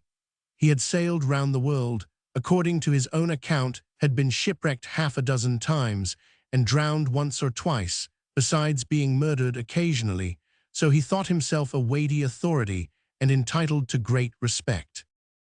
Well, to settle this point, the yacht was sailed straight across the fjord, and the breadth, measured by the log, was found, as in the former case, to be about 5 miles. The calms, although frequent in this latitude, did not last long. Light breezes sprang up now and then, and for several days carried our travelers to the north, but not fast enough, for the sun still kept ahead of them. During this period, they saw great variety of wonderful scenery, had several small adventures, and enjoyed themselves extremely. Fred Temple usually began each calm day by jumping out of bed, rushing upon deck, and going over the side, head foremost into the water. He was generally followed by Sam Sorrell, but Sam was inclined to be lazy and did not always follow his friend's lead. Grant never followed it. He was inveterately lazy in the morning, although at all other times he was as active as a mountain goat. Our Highlander was particularly successful about this time with his gun. The number of birds that he shot and stuffed was enormous. Whenever a calm prevailed, he took the light little Norse boat that had been purchased at Bergen and went off to the nearest island with his gun. On these occasions, he was usually accompanied by Sam, whose love for sketching was quite equal to that of his companion for bird shooting and stuffing. Fred, of course, went to keep them company and was wont to carry with him a rod as well as a gun, for he was passionately fond of fishing. On these occasions, too, they took Hans Eriksson with them to assist in rowing and to pilot them when they felt inclined to leave the yacht out of sight behind. One day they were out on an excursion of this kind and had rowed towards the mainland and up a fjord. Fred and Sam were reclining in the stern of the boat, the former smoking a meerschaum pipe, the latter making a drawing of a range of hills which were so rugged that the tops appeared like the teeth of a saw. Grant and Hans were rowing. "Do you know what o'clock it was when we left the yacht?" inquired Fred. "What o'clock?" echoed Sam. "No, well, let me see. We went to bed last night at 5 o'clock this morning." "You mean that we turned in for our night's rest at 5 this morning, I suppose," said Temple. "My dear Fred," retorted Sam, "never mind what I mean, only attend to what I say. Don't be too particular. It's a bad habit being too particular. I once had a friend who was too particular in his attentions to a young lady, and the result was that he was obliged to marry her." "Then, Sam," returned Temple, "I should say that the habit of being too particular is a good one if it leads to such a good thing as marriage. But to return to the point, what time of day or night do you think it is now?" "Have not the least idea," said Sam. "I think it's some time or other in the evening, but this perpetual daylight confuses me. You know that when you and Grant were away last week after the gulls, I went to bed on Thursday forenoon at 10 o'clock by mistake, thinking it was 10 at night. How I ever came to do it I can't tell, but I suppose that I had sat so long stuffing that great eagle for Grant that my brains had got obfuscated. It was cloudy too, not unlike what it is just now, so that I could not see the sun. Whatever was the cause, there is no doubt of the fact that I lost a day somehow, and my ideas have got such a twist that I fear they will never recover it." "A most unfortunate state of things, truly," said Fred, laughing. "Perhaps you'll recover when we return to low latitudes. If not, there are plenty lunatic asylums. But we must not spend more than a few hours longer on this excursion, for I've a notion that we are somewhere about Saturday just now, and you know it's against our rules to run the risk of shooting or fishing into Sunday." "Very true," replied Sam as he continued his sketch. "I say, Grant, do you happen to have your watch with you?" "Not I," cried Grant from the bow of the boat. "Since day and night took to being the same, I let it run down. I have no regard for time now." 500, ye know what day it is?" "No." "Humph, it's lucky that we can depend upon the captain for keeping us right in regard to Sunday. Well, let's go ashore and try the mouth of yonder stream. I'll warrant me there are sea trout there, perhaps salmon, and the ground hereabouts seems a likely place for grouse and ptarmigan. Pull hard, Hans, thou son of Eric, and shove the boat into yonder creek." Hans Ericsson bent his strong back, and a bright smile crossed his sunburnt face as the head of the boat flew round. "Hallo, Hans, steady, my lad," cried Grant, giving his oar a pull that sent the head of the boat spinning round in the opposite direction. Then the sturdy Norseman and the stalwart Scot gave a pull together with all their might, and sent the boat like an arrow into the creek, where in a few seconds her keel grated on the shore. For several hours after that the three friends were busy with their favorite pursuits. Grant soon bagged several brace of grouse. Fred caught a basket of splendid sea trout, some of which were over 3 pounds weight, and a small salmon of about 10 pounds, while Sam Sorrel sat down on a rock and painted an elaborate picture of the scenery. Of course, their different occupations separated them from each other, but Hans kept close to Fred's elbow, for he had not only conceived a strong friendship for the young Englishman, but he was immensely delighted with fly fishing, which he had never before witnessed. The astonishment of Hans was great when he beheld heavy trout landed by means of a slender rod and an almost invisible line. But when Fred hooked the salmon, the excitement of the Norseman knew no bounds. After nearly half an hour's playing of the fish, Fred drew it close to the bank and told Hans to strike the gaff hook into it and lift it out of the water. Hans in his excitement missed his aim, and the terrified fish darted away, but Fred was prepared for this and let out line. Soon he brought his fish once more to the side, exhausted and rolling over. Hans made a second attempt and was successful in landing the silvery salmon on the bank. When they returned to the schooner after that excursion, Captain McNab was leaning over the side with a grim smile on his wooden countenance. Bob Bowie was beside him with a beaming smile on his jolly red face. "Good day, Captain," cried Fred as the boat drew near. "Well, Bowie, we're desperately hungry. I hope you've got supper ready for us." "I've got breakfast, sir," replied the steward. Well, call it what you like, only let us have it soon." They clambered up the side. "Why, Captain, what day is it and what time of day?" "It's Friday morning, sir, and 8 o'clock." Fred opened his eyes in astonishment. "Why then, comrades, it seems that we have been shooting, sketching, and fishing all night by daylight, and the sun has set and risen again without our being aware of the fact. So much for perpetual day and a cloudy sky. Come, Bob Bowie, look alive with break. Supper, I mean, for whatever it may be to you, it is supper to us. Meanwhile, I'll have a bathe to refresh me." So our hardy adventurers bathed that morning, over the side, then they supped, after which they turned in and slept all day, and rose again at 6 o'clock in the evening to breakfast. Chapter 7. A Sunday on Shore. Only once during their voyage along the rugged coast of Norway did our three friends go to church. It must not be supposed, however, that therefore they were heathens. Far from it. Fred and his companions were truly Christian men. That is to say, they not only called themselves Christians, but they made it their earnest aim to walk after the example of Christ, and to exhibit their Christianity by their deeds. But only once during their trip had they the opportunity of visiting a church on a Sunday forenoon when service was going on. It happened to be on a bright, calm Sunday. There was just enough of wind to urge the snowflake through the water at the rate of 2 miles an hour. Fred's usual custom was to get to a secure anchorage on Saturdays, so as to be able to spend the Sabbath as a day of rest. But this was not always practicable, because the water was so deep close inshore that no bottom could be found in many places, and often they were obliged to continue their voyage on Sunday. This, however, was a matter of small importance, because the working of the yacht required so little attention, especially in fine weather, that it did not interfere with the services or the rest of the day. Fred made a point of assembling the crew and reading the Church of England service every Sunday forenoon, and a chapter or two from the Bible in the evening. On the present occasion, they were all assembled on the quarterdeck joining in the morning service. The breeze was steady, and the steersman was the only man on duty, but he was not thereby prevented from attending to what was being read.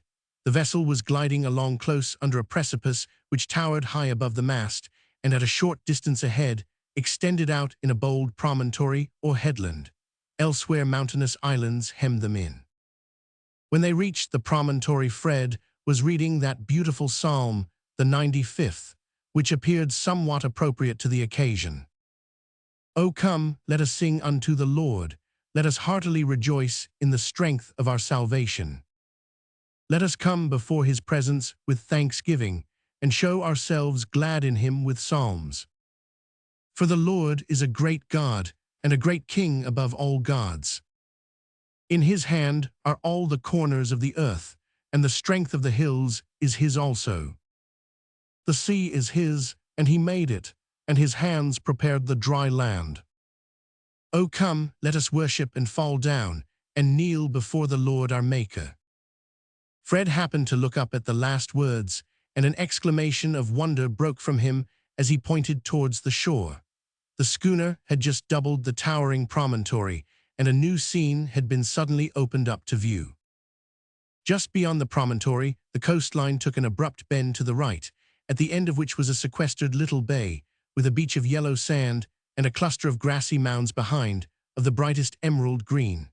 The bay and the green mounds and the strip of yellow sand were all exceedingly small, and were surrounded by a mass of rugged rocks of a cold, whitish-gray color. Beyond these were the great purple mountains of the mainland. Ahead and in front towered the islands of the coast. The whole of the surrounding scenery was wild, rugged, and barren. This one little spot alone was soft and lovely. It shone out like a bright jewel from its dark setting. All round the bay were clustering cottages with white walls and red roofs, some on the sides of the mounds, others perched on rocks that projected out into the sea. On the highest of these mounds stood a church, and in the bay floated a large Norwegian vessel and numerous small boats. The promontory round which the snowflake had just passed completely sheltered this bay, so that the water was like a sheet of glass, in which everything, boats, rocks, mounds, cottages, and church, was clearly reflected. The church bell was ringing. It was a small bell, and its sweet sound came floating softly over the sea to the ears of our voyagers like an old familiar hymn. The interest of this scene was further enhanced by the assembling of the people to church. Boats were seen pushing off from every island, issuing from every creek, rowing over the calm water, and all converging towards the little bay with the yellow strand. Each boat was crowded with men, women, and children, and as the men wore red caps and the women white kerchiefs on their heads, their appearance was quite brilliant. In other respects, their clothes being all homespun and of one dark color, their aspect was somber enough. So numerous were the boats, and so suddenly did they make their appearance, that it seemed as if the land were being invaded by a foreign host. All this was taken in at a glance by the yacht party as they doubled the promontory and glided slowly into the bay. "This is our anchorage," said the captain. "Very well, let go the anchor, and we will finish the service after it is down," said Temple, rising and taking up the telescope to examine the groups of people on shore. As each boat discharged its load on the little stone pier, the males and females separated into two distinct bands and walked slowly and sedately towards the church, at the door of which the whole congregation assembled, still keeping in two separate bands, to await the arrival of the clergyman. In a few minutes, The rattle of the chain announced that the anchor was down. The sails were dewed up, and service was continued. "Now," said Fred when he had concluded, "lower the boat, Captain. I will go to church. Will any one of you join me?" "What's the use of my going?" said Sam Sorrel. "I won't understand a word." "You're not sure of that," said Grant. "Besides, it is so long since we've been to church that I feel as if I should enjoy it whether I understand it or not." "If it don't do you no good, sir, it can't do you no harm," urged Bob Bowie, who was evidently anxious to get ashore. "Come along," cried Fred, jumping into the boat and taking his seat in the stern sheets. He was quickly followed by his companions and by honest Bob, whose delight in a ramble on shore was only equaled by his love for a voyage on the sea. "Ain't it an extraordinary church, sir?" said Bob, sidling up to Temple and touching his hat as they ascended the green mound on which the building stood. "It is, Bob, most remarkable," replied Fred. To say truth, there could not be two opinions on this point. The church was a very peculiar and curious form. It was more like a number of dovecots placed together than anything else. Those dovecots, I mean, which have sloping roofs and are frequently seen nailed against the sides of houses in country places. Take 4 such dovecots and place them back to back so as to form a sort of square. On the top of these place 3 more dovecots, also back to back. Above these set up 2 more dovecots, and one on the top of all, with a short steeple above it, and a spire with an enormous weathercock on the top of that, and the building will not be a bad model of a Norwegian church, especially if you paint the sides white and the gabled roofs blackish red. Inside, this church was found to be exceedingly plain, but very clean. The pews and galleries and walls were of unpainted fir, and the ceiling was whitewashed. The entire building was utterly devoid of ornament, except round the altar, above which there was a large crucifix and a few candles, and other things somewhat resembling those used in Roman Catholic worship. The service had begun some time before the arrival of our friends. It was a Lutheran church, and the ceremonial resembled that of the English church in some respects, that of the Roman Catholic in others. The entrance of so many strangers, of course, created some sensation, even although they entered as quietly as possible and sat down on the first seats they found vacant. The people seemed to have native politeness in them. They could not, indeed, resist the temptation to look round, but they did it modestly and only indulged in glances, as if they felt that it was rude to stare at strangers.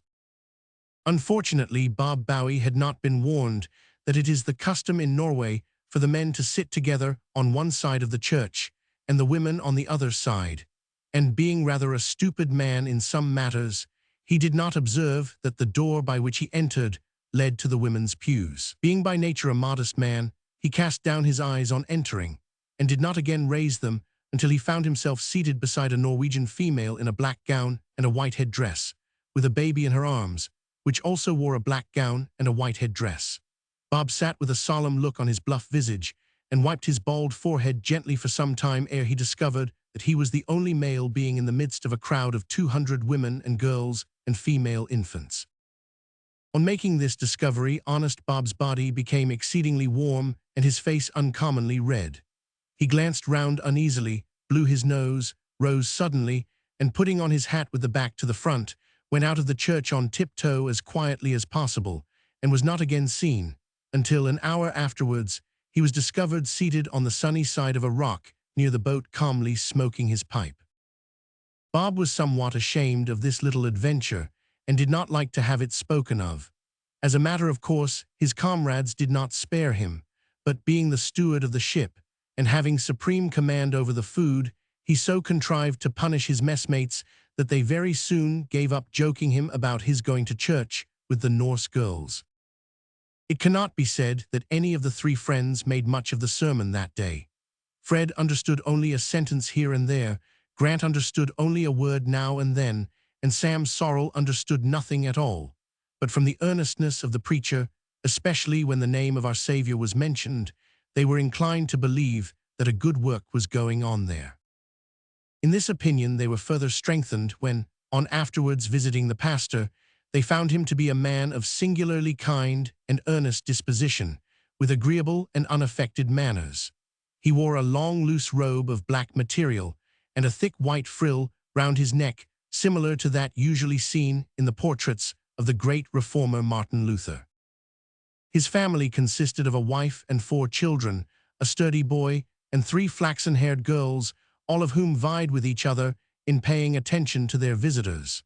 Coffee was instantly produced, and cakes made by the fair fingers of the goodwife. The pastor could speak a little French, so that his visitors were able to converse with him, but the other members of the family could speak nothing but their native tongue. However, this did not prove a great stumbling block, for while Grant talked French with the pastor, Fred entertained his hostess in his best Norse, and Sam Sorrel, not to be behindhand, got the children round him, and made such wonderful use of verse so gut and his other pet phrases, that he succeeded in getting the boy on his knee and in setting the girls off into giggles of laughter. They spent that Sunday and the following Monday at this pleasant place, and were taken by the pastor all over his house and grounds and village, after which he conducted them to the summit of a mountain, whence they obtained one of the finest views they had yet seen in Norway. Here, for the first time since leaving England, they regarded a fair wind with disfavor. They bade adieu to the pastor and his family with a little of that sad feeling which one experiences when parting, perhaps forever, from dear friends. But time and the sun would not wait. The anchor was tripped, the sails were spread. In half an hour the place had dwindled away to a bright green spot in the far distance. Then they rounded the beetling crags of an island, and it vanished from their view. Chapter 8. Visit to a strange people, the midnight sun. One day the snowflake lay becalmed in one of those long narrow fjords by which the whole of the west coast of Norway is cut up, and some of which extend from 70 to 100 miles inland. There was no prospect of a breeze, so another boat excursion was talked of. Hearing this, Hans Eriksson informed his master that there was a small settlement of Laplanders about 30 miles or so inland, and that he would be very glad to guide him and his friends to it if they chose. They jumped at the proposal at once, and in less than half an hour they were on their way to it. Bob Bowie also went on this expedition. No carrioles could be procured in that wild region, but at a poor fishing village on the coast they got 2 of the country carts. These are small rough machines with a seat on wooden springs. They can hold only 2 persons and are light and serviceable, well suited to the rough roads. Fred and Sam led the way, Grant and the steward followed. Hans acted the part of shoeskull to the former, and the owner of the carts drove the latter. The first start was up the side of a hill at least 2,000 feet, and the road was so steep that it was all that the ponies could do to drag up the empty carts. Having gained the top of the first hill, they came upon a level plateau resembling the bleak Scottish moorlands, which terminated in a range of wild snow-capped mountains. After resting the ponies a few minutes, they set off at a brisk trot and were soon across the level ground. Ascending to another plateau, they crossed it and finally reached the higher mountain range of the interior. Here they crossed several patches of snow which the summer heat had not yet been able to melt away. As soon as they were fairly amongst the mountains, the roads became horrible, and it was a matter of wonder that the springs of the carts were not broken. Toiling up hills and dashing down on the other side, crashing over fallen rocks and shaving the edge of yawning gulfs and precipices, thus they advanced till evening through a country which was the picture of barrenness and desolation. Rocks were the chief feature of the scenery. They had got to such a height above the level of the sea that there were no pines, only a few stunted birch trees. There was little soil, but that little was well clothed with vegetation. Rocky mountains, rocky masses, and rocky glens everywhere, but as they went farther inland, the scenery improved a little. Soon they found that instead of traveling inland, they had been only crossing one of these broad necks of high land which separate the fords of Norway from each other, and ere long they came in sight of the sea, with precipitous mountains dipping into it. Here, on a green slope facing the fjord, were seen the conical tents of the strange people whom they had traveled so far to visit. The inhabitants of Lapland are a distinct race from their southern neighbors, the Norwegians, in size, intelligence, civilization, and manner of life. They are as near as may be savages in appearance, and in some of their habits, insomuch that on first visiting them, a stranger might be apt to set them down as real savages. Yet they are many degrees higher than the savage, such as the Red Indian of North America. The Lap is as dirty as the Indian, and dwells in as poor a hut, and lives in as simple a style, but he is rich in property, his property being herds of reindeer, while the Indian depends entirely on the chase for wealth and subsistence. Then again, although the Lap has nothing worthy of the name of a house, he is an educated man to a small extent. He can read, and above all, he possesses the word of God in a language which he understands. In bodily size, however, the Red Indian beats him, for as a race the Laps are particularly small, though they are well proportioned and active. They are seldom visited by strangers, and it is not improbable that, when the two carts dashed into their village, our friends were the first Englishmen they had ever seen. It happened to rain heavily during the last part of the journey to the Lap village. To the surprise and amusement of the travelers, Bob Bowie drew forth from his cart a huge red cotton umbrella which he had purchased at Bergen, and which, seeing the sky cloudy, he had brought with him in the hope that he might have occasion to use, that is, to display it. The rain, however, did not depress the spirits of the party a whit. Nothing in the shape of water could damp their enthusiasm. If anyone wants to see a poor, ragged, diminutive, wizened, yet jolly race of human beings, a race of beings who wear hairy garments, sup reindeer's milk with wooden spoons, and dwell in big beehives, he has only got to go to Lapland and see the Laps. Quitting the carts at the outskirts of the village, the travelers advanced into the center of it just as the natives were driving a herd of reindeer into an enclosure to be milked. There could not have been fewer than 300 reindeer stags, does, and numerous fawns, and these, they afterwards learned, constituted the entire wealth of 3 families of Laps. As Fred and his friends strode into the enclosure and came upon these good people rather suddenly, their amazement was unspeakable at finding they had bagged a party of giants along with their deer. Even scraggy Sam Sorrel looked quite big compared with them. After the first gaze and shout of surprise, they crowded round the strangers, and they all, men, women, and children, began to eye and paw them over, and to examine their costumes with deep interest. The diminutive size of the Laps became very apparent as they were thus engaged. None of the men were much, if at all, above 5 feet, several were considerably under that height, and the women were short in proportion. If the bosoms of these Laps were small, their hearts must certainly have been very large, for they received their visitors with great warmth and delight. Altogether, they were a jovial and hearty, though uncommonly ill-dressed race of mortals. The men were clothed partly in deerskin, partly in coarse cloth, and these garments were reduced by long service to a uniform dirty brown color. They showed signs of being slept in by night as well as worn by day. There was a schoolmaster amongst them.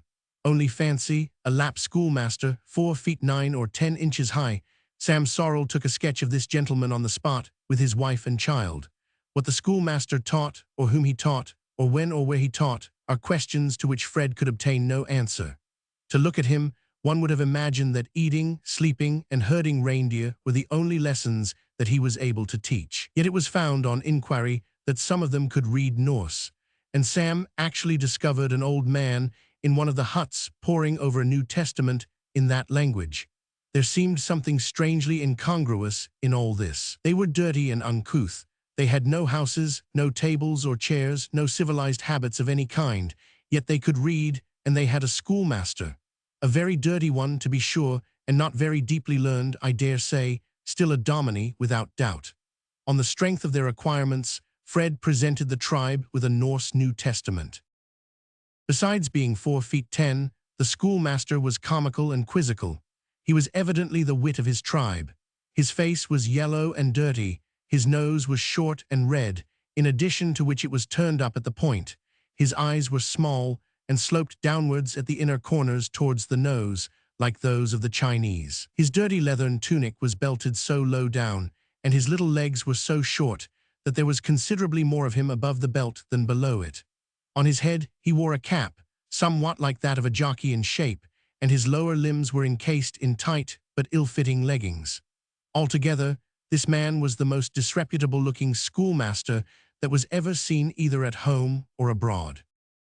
While both parties were making acquaintance with each other, the rain fell more heavily. "You'd better put up your umbrella, Bob Bowie," said Fred. Bob, who had forgotten the umbrella in consequence of being so much taken up with the laps, at once put it up. Being extremely proud of this curiosity, he was glad of the opportunity to display it. A shout of surprise and delight greeted its appearance. It was clear that the Laps had never seen one before. The schoolmaster at once seized it out of Bob's hand and strutted about with it over his head, to the inexpressible joy of the children, who ran after him and crowded round him. Undoubtedly, he must have been a kind schoolmaster. For some time, the earnest attention of old and young was entirely given to this umbrella, while they tried to find out how many could get under it at once. The costume of the women was as rude as that of the men. The schoolmaster's wife wore a sort of cloth helmet and a rough yellow cloth gown, which was not by any means too long. Her little girl wore a tight-fitting skull cap, and another youngster had on a thing much too large for it, like a huge extinguisher, which seemed to be its father's nightcap. They were extremely ugly, all of them, but very happy-looking and good-natured. Of course, Fred had taken a few trinkets with him, such as beads, thimbles, scissors, sugar plums, knives, etc., and as everyone in the village received something, the whole place resounded with exclamations of joy. Despite the rain, Sam Sorrel pulled out his sketchbook and began to take portraits. Here was another source of wonder to the Laps. For some time they knew not what to make of it, but crowded round Sam with looks of inquisitive surprise, and getting on tiptoe, peeped at his book. When one or two lines had been drawn, exclamations of interest were uttered by one and other, and when in a few minutes the small youth with his father's extinguisher on his head became clearly defined on the paper, there was a regular burst of laughter. Sam instantly received a far greater number of orders than he could execute. The stout little woman in the cloth helmet placed herself in an attitude which was no doubt meant to be irresistibly attractive. Several of the youngsters plucked the artist by the sleeve and thrust forward their pert little faces, as if to say, "Do me," or "Here's a chance for you," and the schoolmaster, promptly clearing a space in front of Sam, placed himself in an attitude, and by his commanding look ordered him to begin at once. He did begin on the spot and finished the portrait in 5 minutes, rather a long sitting, considering the state of the weather and the impatience of the schoolmaster to see himself on canvas. While this was going on in one quarter, Bob Bowie had attracted round him a circle of warm admirers, whose souls he captivated by showing and explaining to them the interior of his watch. As the lecture was delivered in English, it is not to be supposed that the audience profited much by means of their ears, but their eyes did double duty that day. At least one might reasonably suppose so, from the immense size to which they were constantly expanded. They evidently did not know whether to regard the watch as a mechanical contrivance or a living creature. In the study of this mysterious thing, they were somewhat distracted by the presence of their first love, the umbrella, which the lecturer had erected over his head in order to shield his timepiece from the rain. Fred and Grant went about everywhere, looking at everything, and talking, as they best could, to everybody. Meanwhile, the 300 deer, in the midst of which they had been standing all this time, kept moving about the enclosure, emitting a peculiar grunting sound and making a strange clicking noise with their ankle joints. This is a well-known peculiarity of the reindeer. Every time they lift or set down their feet, the ankle joints crack, as do the knuckles of a man when he pulls his fingers. As these deer were constantly getting up and lying down, the twittering rattle of their ankle joints was unceasing. Presently the schoolmaster's wife took a small wooden cup, milked one of the does, and handed the proceeds to Fred. He was surprised to find the milk as thick and as pleasant to the taste as the richest cream, and he was still more surprised to be told that all that could be got from a doe at any one time was about half a teacupful. The deer varied in color from dark brown to almost white. The stags stood about 3 feet 8 inches high at the shoulder, and the antlers were about 3 feet long, following the curve. Quitting the enclosure, the party next visited several of the huts, which were made of moss, turf, sticks, etc., put together in such a confused way that it was difficult to make out how they had been formed. A hole in the side was the only door to each hut, and a hole in the top was the window and chimney. In one of these, they found an extremely old woman seated on a pile of dirty deerskins. Sam Sorrell said he was convinced she was the schoolmaster's great-grandmother. She looked like a living mummy, so small and wrinkled and brown, and dried up was the poor old body. Yet she was lively enough to show signs of pleasure when Fred patted her back gently and presented her with a pair of scissors and a pair of worsted gloves. It was a late hour before the curiosity of our friends was satisfied. The sun was dipping low on the horizon when at last they bade adieu to the Lapps, and harnessing their ponies, set out on the return journey. The way was long, and their eyes were heavy. They tried by means of conversation and song to keep themselves awake, but were unsuccessful. Despite their utmost efforts, their heads would nod, and brief little dreams kept perpetually reminding them of Laplanders, dirty little schoolmasters, and reindeer. Now, while Fred was nodding in his cart and trying to keep awake that night, he little thought that he was so nearly attaining the great object for which he had come to Norway. Yet so it was. They came, in course of time, to the summit of a ridge from which could be had a splendid view of the fjord, and the sea with its thousands of islands beyond, and the snowflake floating like a white speck on the blue water far below. Here Hans pulled up and touched Fred on the shoulder. "Well, Hans, anything wrong?" said Fred, starting and looking round. "Sun not set here," replied Hans with a grin. "What?" cried Fred, jumping out of the cart, rubbing his eyes, and staring at the great luminary which was dipping close to the sea. "Impossible, we are not yet far enough north. You must be mistaken, Hans."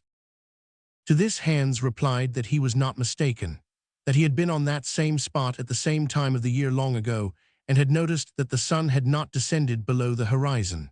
Pointing to the sharp top of a hill that rose some 600 or 800 feet close beside them, he said that from that point the sun would be seen complete, while from the place where they then stood the lower part of it would be hid below the horizon. "Hallo, Grant, Sam, d'ye hear that?" shouted Fred with enthusiasm. "We've no time to lose, quick follow."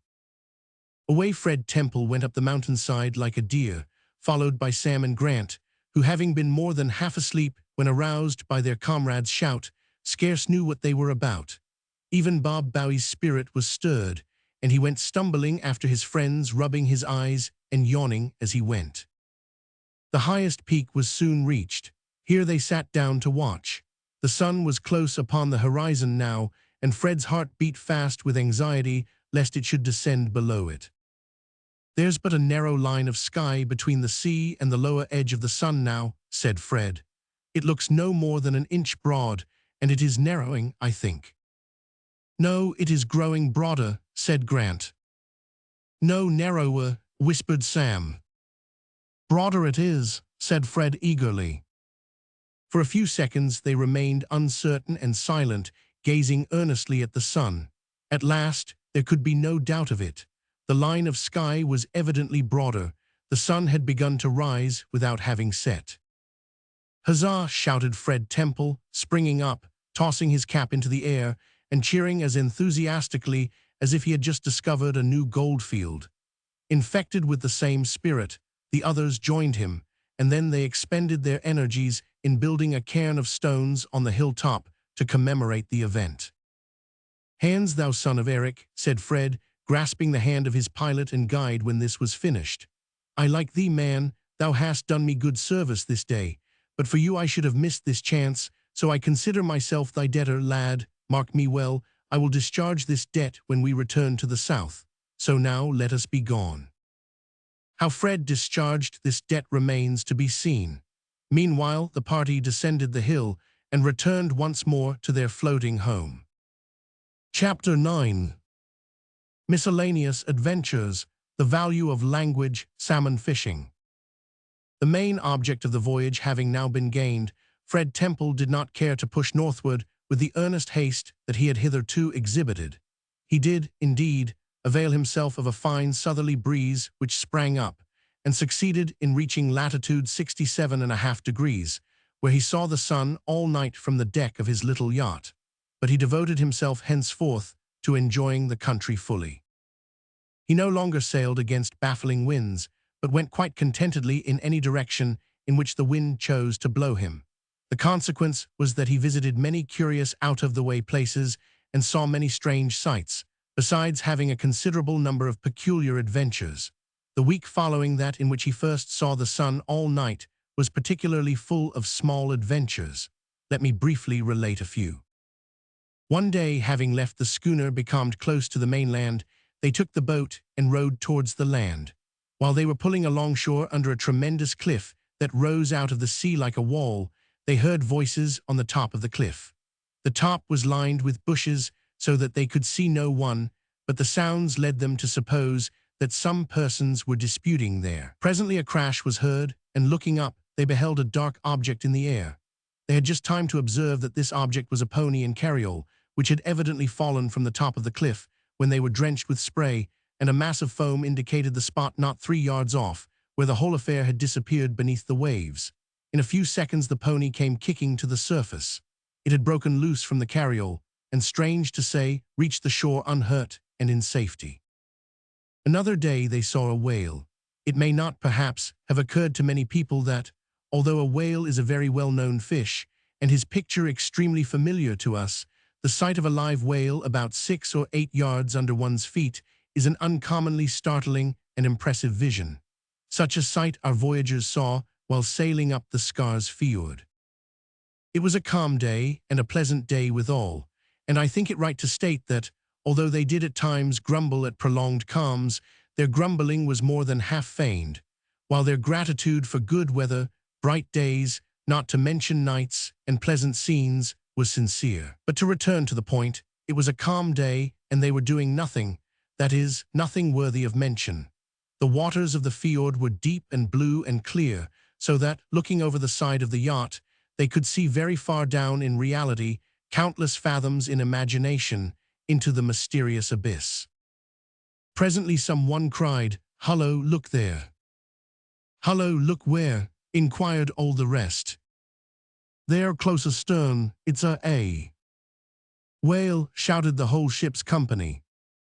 That it really was a whale, and a big one too, became very apparent 3 minutes later, for it thrust a great blunt nose, like the end of a large boat, out of the water, and gave a prolonged puff. A few minutes later, and the nose appeared close off the starboard bow, then it came up not far from the larboard quarter, so they were convinced that the creature was taking a survey of the yacht. Perhaps it took it for another whale, and felt inclined to be social. After 1 or 2 circuits it drew nearer, and at last the huge fish could be seen as if in the depths of a bad looking-glass, swimming round and round the yacht, ever and anon coming to the surface, and showing the whole length and depth of its bulky body. They were considerably excited, as may be supposed, at such an unexpected visit, and the near approach of such a visitant. As they gazed at him with eager eyes, he suddenly turned his head straight towards the side of the vessel, and sinking down sufficiently to clear the keel, dived right under it, and came up on the other side. So clear was the water, and so near was the fish to the surface, that they saw its great fins driving it along, and observed its comparatively little eyes looking inquisitively up at them. On clearing the yacht, he came to the surface not more than 30 yards from the side. In fact, he had shaved it as near as possible without actually touching. Familiarity breeds contempt, saith the proverb. The longer this whale played round them, the more did he exhibit a growing tendency to play with them, and as there was no saying what fancies he might take into his great head, Fred resolved to give him a shot. Accordingly, the rifle, a double barrel, was brought up, and watching his opportunity, Fred put 2 leaden balls into the back of his head. The insulted monster wisely took the hint, gave a final flourish of his tail, and disappeared forever. On another occasion, they landed at the head of a remote fjord, where the natives seldom had the chance of seeing strangers, and were therefore overjoyed to receive them. Here Sam Sorrel had a small adventure. His companions had left him to sketch. While thus engaged, a fat, hearty, good-natured fellow found him and insisted on him paying a visit to his cottage. The houses of the people in Norway generally are built of wood and are roofed with red tiles. Floors, walls, ceilings, tables, chairs, beds, etc. all are of wood and usually unpainted. All have iron stoves for winter use. No carpets cover the floors, and no ornaments grace the walls, save one or two prints and a number of large tobacco pipes, for the Norsemen are great smokers and chewers of tobacco. The language here perplexed our artist not a little. Being a lazy student, he had left Fred to do all the talking, but now he found himself for the first time alone with a Norwegian, fairly left to his own resources. Well, he accompanied his fat friend and began by stringing together all the Norse he knew, which wasn't much, and endeavored to look as if he knew a great deal more. But his speech quickly degenerated into sounds which were quite unintelligible either to his new friend or himself. At last, he terminated in a mixture of bad Norse and broad Scotch. Having dwelt many years in Scotland, Sam found his knowledge of lowland Scotch to be of use, for there is great similarity between it and the Norwegian tongue. For instance, they call a cow a co or a coo. Bring me means sko, I spell as pronounced, is bring me my shoes. Gi till land is go ashore. Tak place is take place or sit down. If you talk of bathing, they will advise you to duk under. And should a mother present her baby to you, she will call it her smuk barn, her pretty bairn or child, smuk being the Norse word for pretty. And it is a curious fact, worthy of particular note, that all the mothers in Norway think their bairns smuk, very smuk. And they never hesitate to tell you so. Why, I cannot imagine, unless it be that if you were not told, you would not be likely to find it out for yourself. Well, Sam and his fat friend soon became very amicable on this system. The Norseman told him no end of stories, of which he did not comprehend a sentence, but nevertheless looked as if he did, smiled, nodded his head, and said yes, yes, to which the other replied yeah, waving his arms, slapping his breast, and rolling his eyes as he bustled along towards his dwelling. The house was perched on a rock, close to the water's edge. It was very small, quite like a bandbox with windows in it. Here the man found another subject to rave about and dance round, in the shape of his own baby, a soft, smooth copy of himself, which lay sleeping like a cupid in its cradle. The man was evidently very fond, perhaps even proud, of this infant. He went quite into ecstasies about it, now gazing into its chubby face with looks of pensive admiration, anon starting and looking at Sam with eager glance, as if to say, "Did you ever, in all your life, see such a magnificent cherub?" His enthusiasm was quite catching. Sam afterwards confessed that he actually began to feel quite a fatherly interest in the cherub. "Oh," cried the father in rapture, "dat smuk barn, that's a pretty baby." Yeah, said Sam, "smuk barn," though it must be confessed that if he had called it a smoked bairn, he would have been nearer the mark, for it was as brown as a red herring. In proof of his admiration of this baby, our artist made a sketch of it on the spot and presented it to the delighted father, after which he was introduced to the Norseman's wife and treated to a cup of coffee. When Sam returned from this visit, he told his companions that he was quite amazed at having got on so well with the language, and was warm in praise of his host, who, he said, laughed more heartily than any man he had ever met with. It is just possible that the Norseman may have had more occasion afforded him for laughter than usual, for Sam had waxed very talkative, and had been particularly profuse in the use and abuse of his pet phrase, "Ver so gut." Soon after this, the yacht's head was turned into the Nord Fjord, at the head of which dwelt the father and mother of Hans Eriksson. Here Hans, to his unutterable delight, found the fair Ranilda on a visit to her mother, for Ranilda was a native of that remote valley and had gone to Bergen only a year before this time. Here, too, Sam Sorrel found splendid scenery to paint, and Grant obtained numerous specimens of birds for his museum. This reminds me, by the way, that our naturalist, who was amiable and eccentric, on one occasion nearly drove his comrades out of the yacht. One day he shot a young unfledged gull or puffin, or some such creature, whose brief existence had only conducted it the length of a down coat, a little round body, and a pair of tremendously long legs. Well, this object was laid carefully past, in a spare berth of the yacht, in which they used to stow away all manner of useless articles, chairs and stools that had broken their legs, etc., and which went by the name of the infirmary in consequence. About a week after, there was a most unaccountable smell in the infirmary. Several stuffed birds hanging there were suspected and smelt, but were found to be quite fresh. One or two of them were put out to air, but still the smell grew worse and worse, until the most obtuse nose did not dare to go near the infirmary.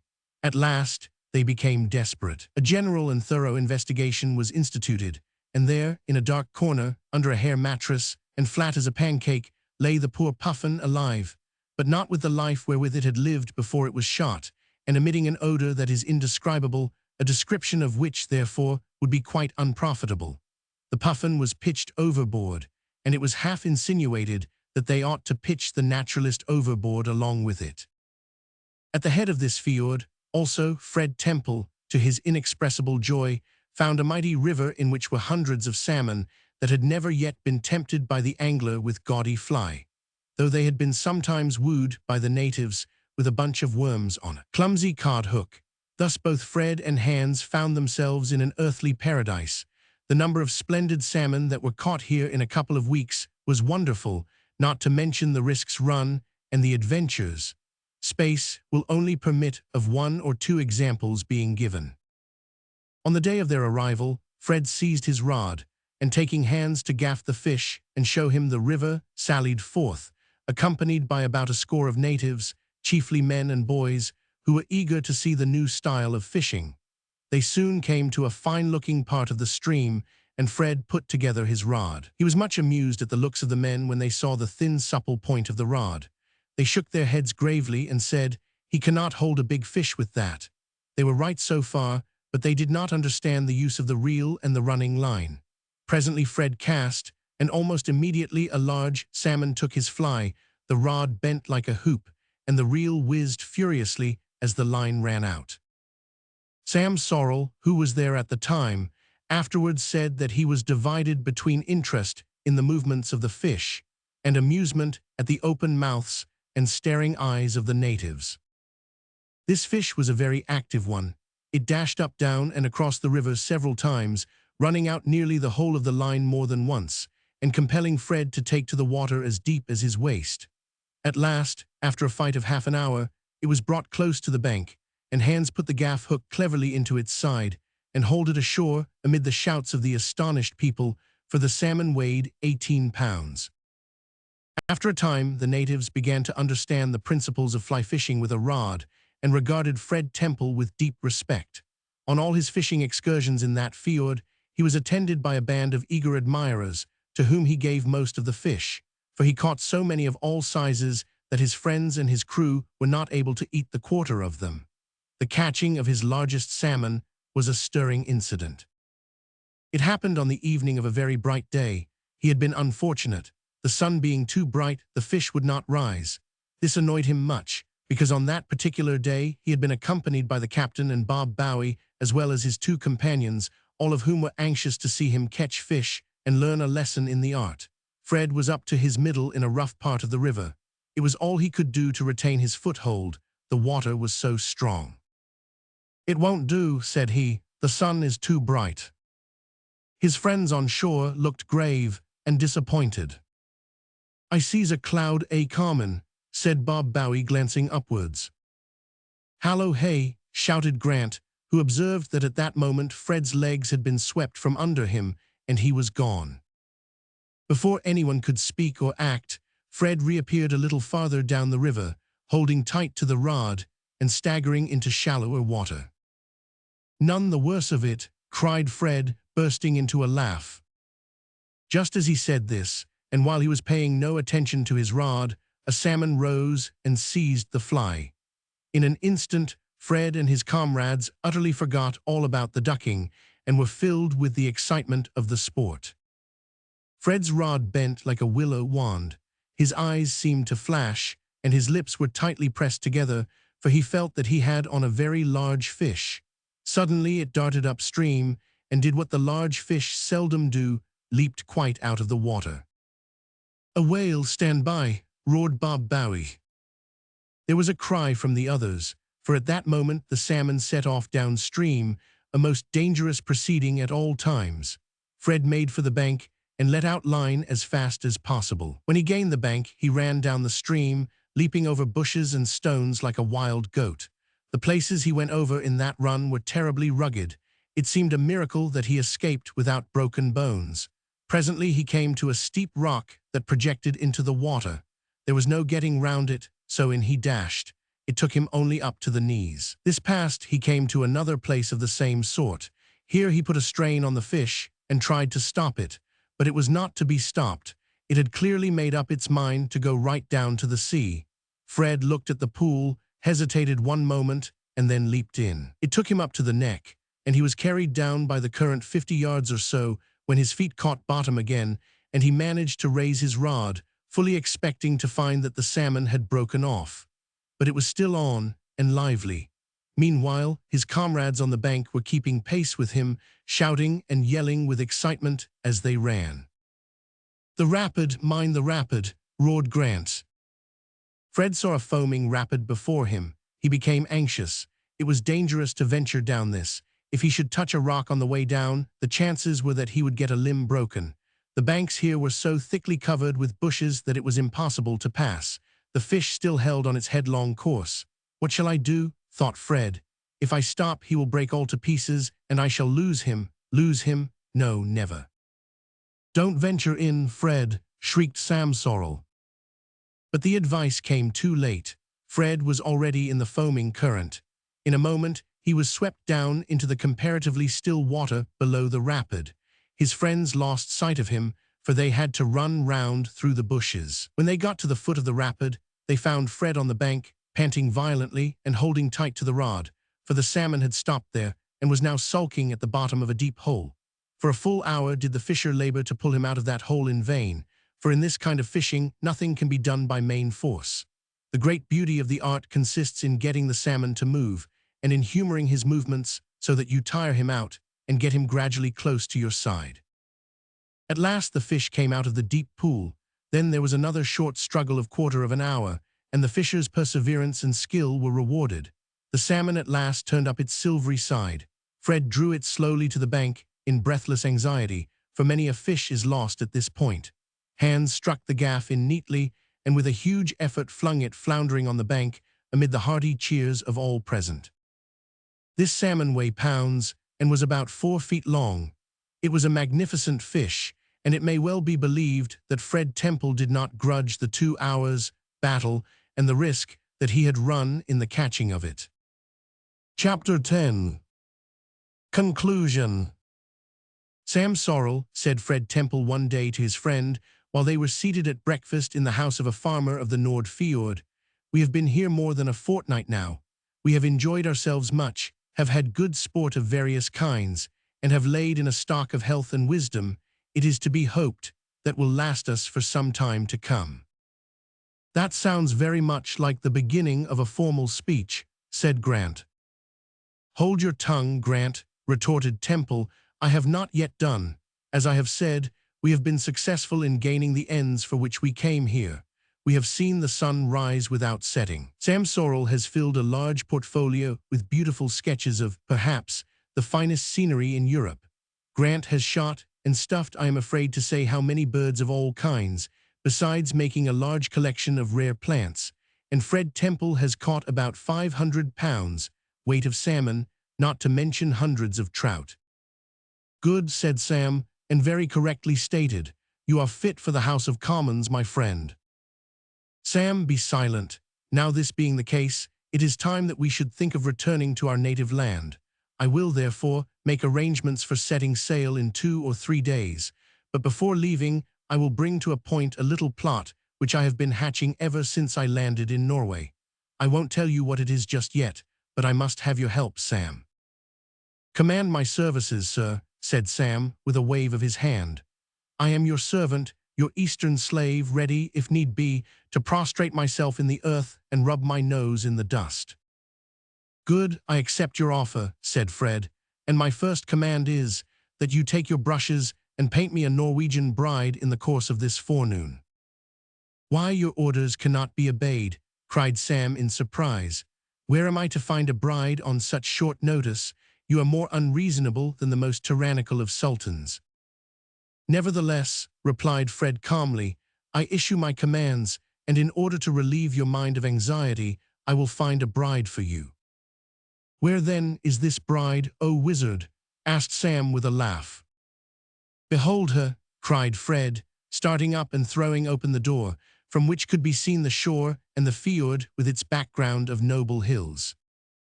Sam and Grant started up with sudden exclamations and stared at the object which met their gaze in speechless wonder.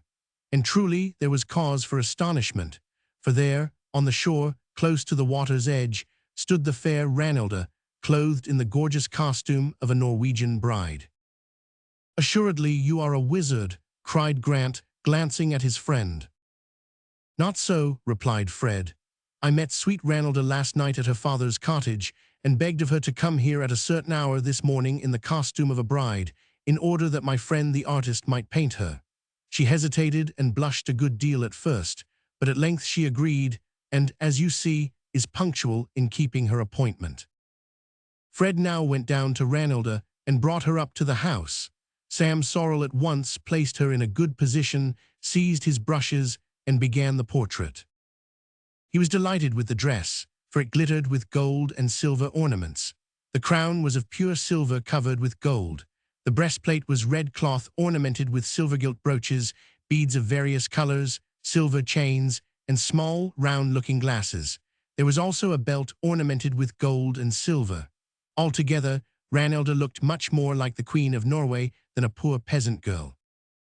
It is necessary to inform the reader that the greater part of this costume did not belong to the girl. In fact, it did not belong to anyone in particular. It is the custom in Norway for each district to have a marriage dress for general use. The crown, the breastplate, and the belt are public property, and may be hired out by the girls who are about to be married at a few shillings for each occasion. While Sam was busy with his portrait, Grant went out to search for plants, and Fred went off to search for Hans and to carry out the remainder of his plot. He soon found the young pilot. "Hans," said he, "follow me, I wish to speak with you." Hans was quite willing to follow Fred to the moon if he had chosen to lead the way. "I am going to show you a very pretty sight, Hans. Step this way, here in this room." He threw open the door and led him in. The young Norseman entered with a smile, but the smile suddenly vanished. His blue eyes opened to their utmost width, and he stood rooted to the floor, unable to speak. "Tuts, what means this?" cried Sam in disgust at being interrupted. Ranelda, gasped her lover. The bride covered her face with her hands. "Very good, excellent," exclaimed Grant, who chanced to pass at the moment and peeped in at the open window. "Hurrah!" cried Bob Bowie, who just then came up to announce that the snowflake was ready for sea. "She won't be wanted for some days yet," cried Fred, bursting into a fit of laughter as he seized Hans by the arm, dragged him into another room, and shut the door. "Now, Hans," said he earnestly, "I am going to pay you off. Nay, man, be not cast down. I did not take you into yonder room to mock you, but to show you how pretty Ranelda looked in her bridal dress." Fred paused for a moment, and the Norseman sighed and shook his head.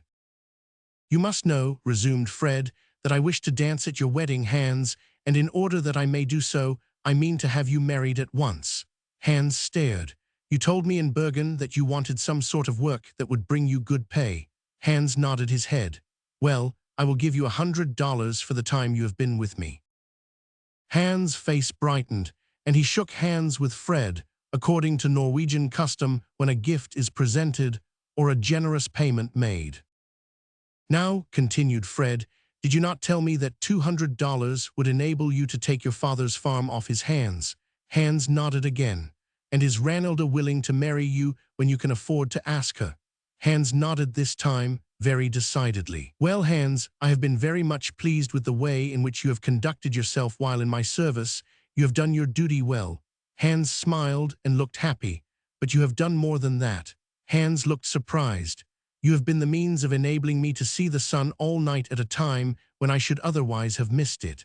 I owe you something for that. Moreover, you pulled me out of that rapid by the neck when I caught the 28-pound salmon, and so, perhaps, were the means of saving my life. And certainly you saved me that salmon. For all this, and for many other good deeds, I owe you a debt of gratitude. Now, Hans, you must know that it is impossible to pay a debt of gratitude in full, for however much you may pay, there is always something more owing. Hans looked puzzled. This debt, then, I cannot pay up at once, but I can prove to you that I consider myself your debtor by making you a present of another $100.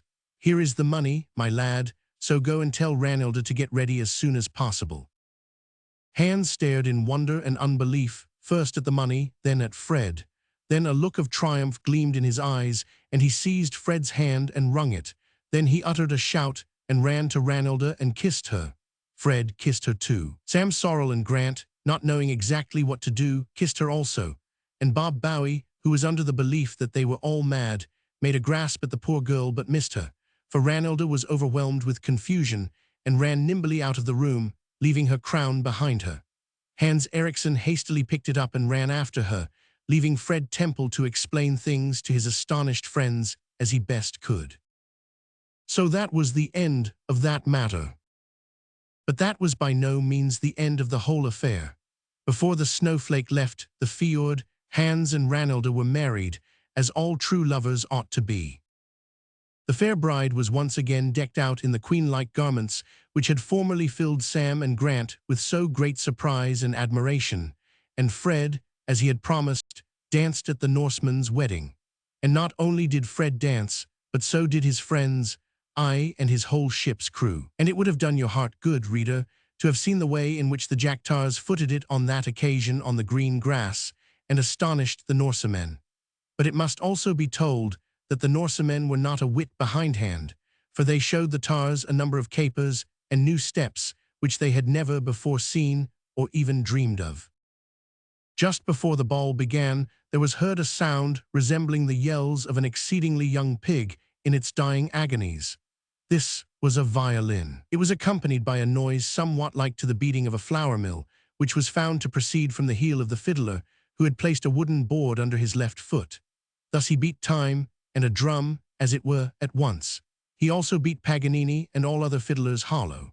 Round this manufacturer of sweet sounds did the lads and lasses flock, and soon gave evidence of their sympathy with the rest of mankind by beginning to dance.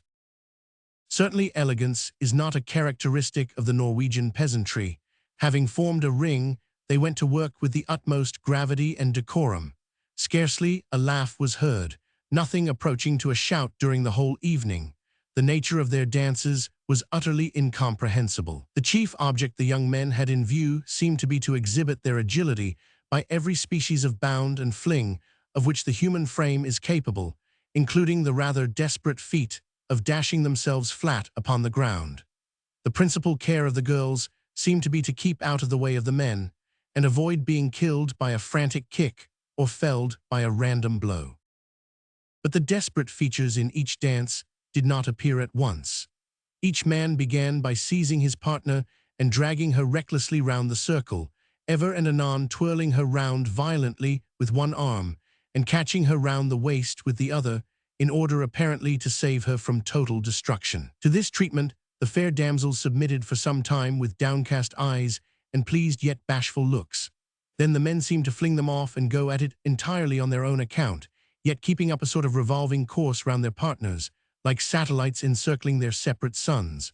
Presently the men grew furious, rushed about the circle in wild erratic courses, leaped into the air, and while in that position slapped the soles of their feet with both hands. Then they became a little more sane, and a waltz, or something like it, was got up.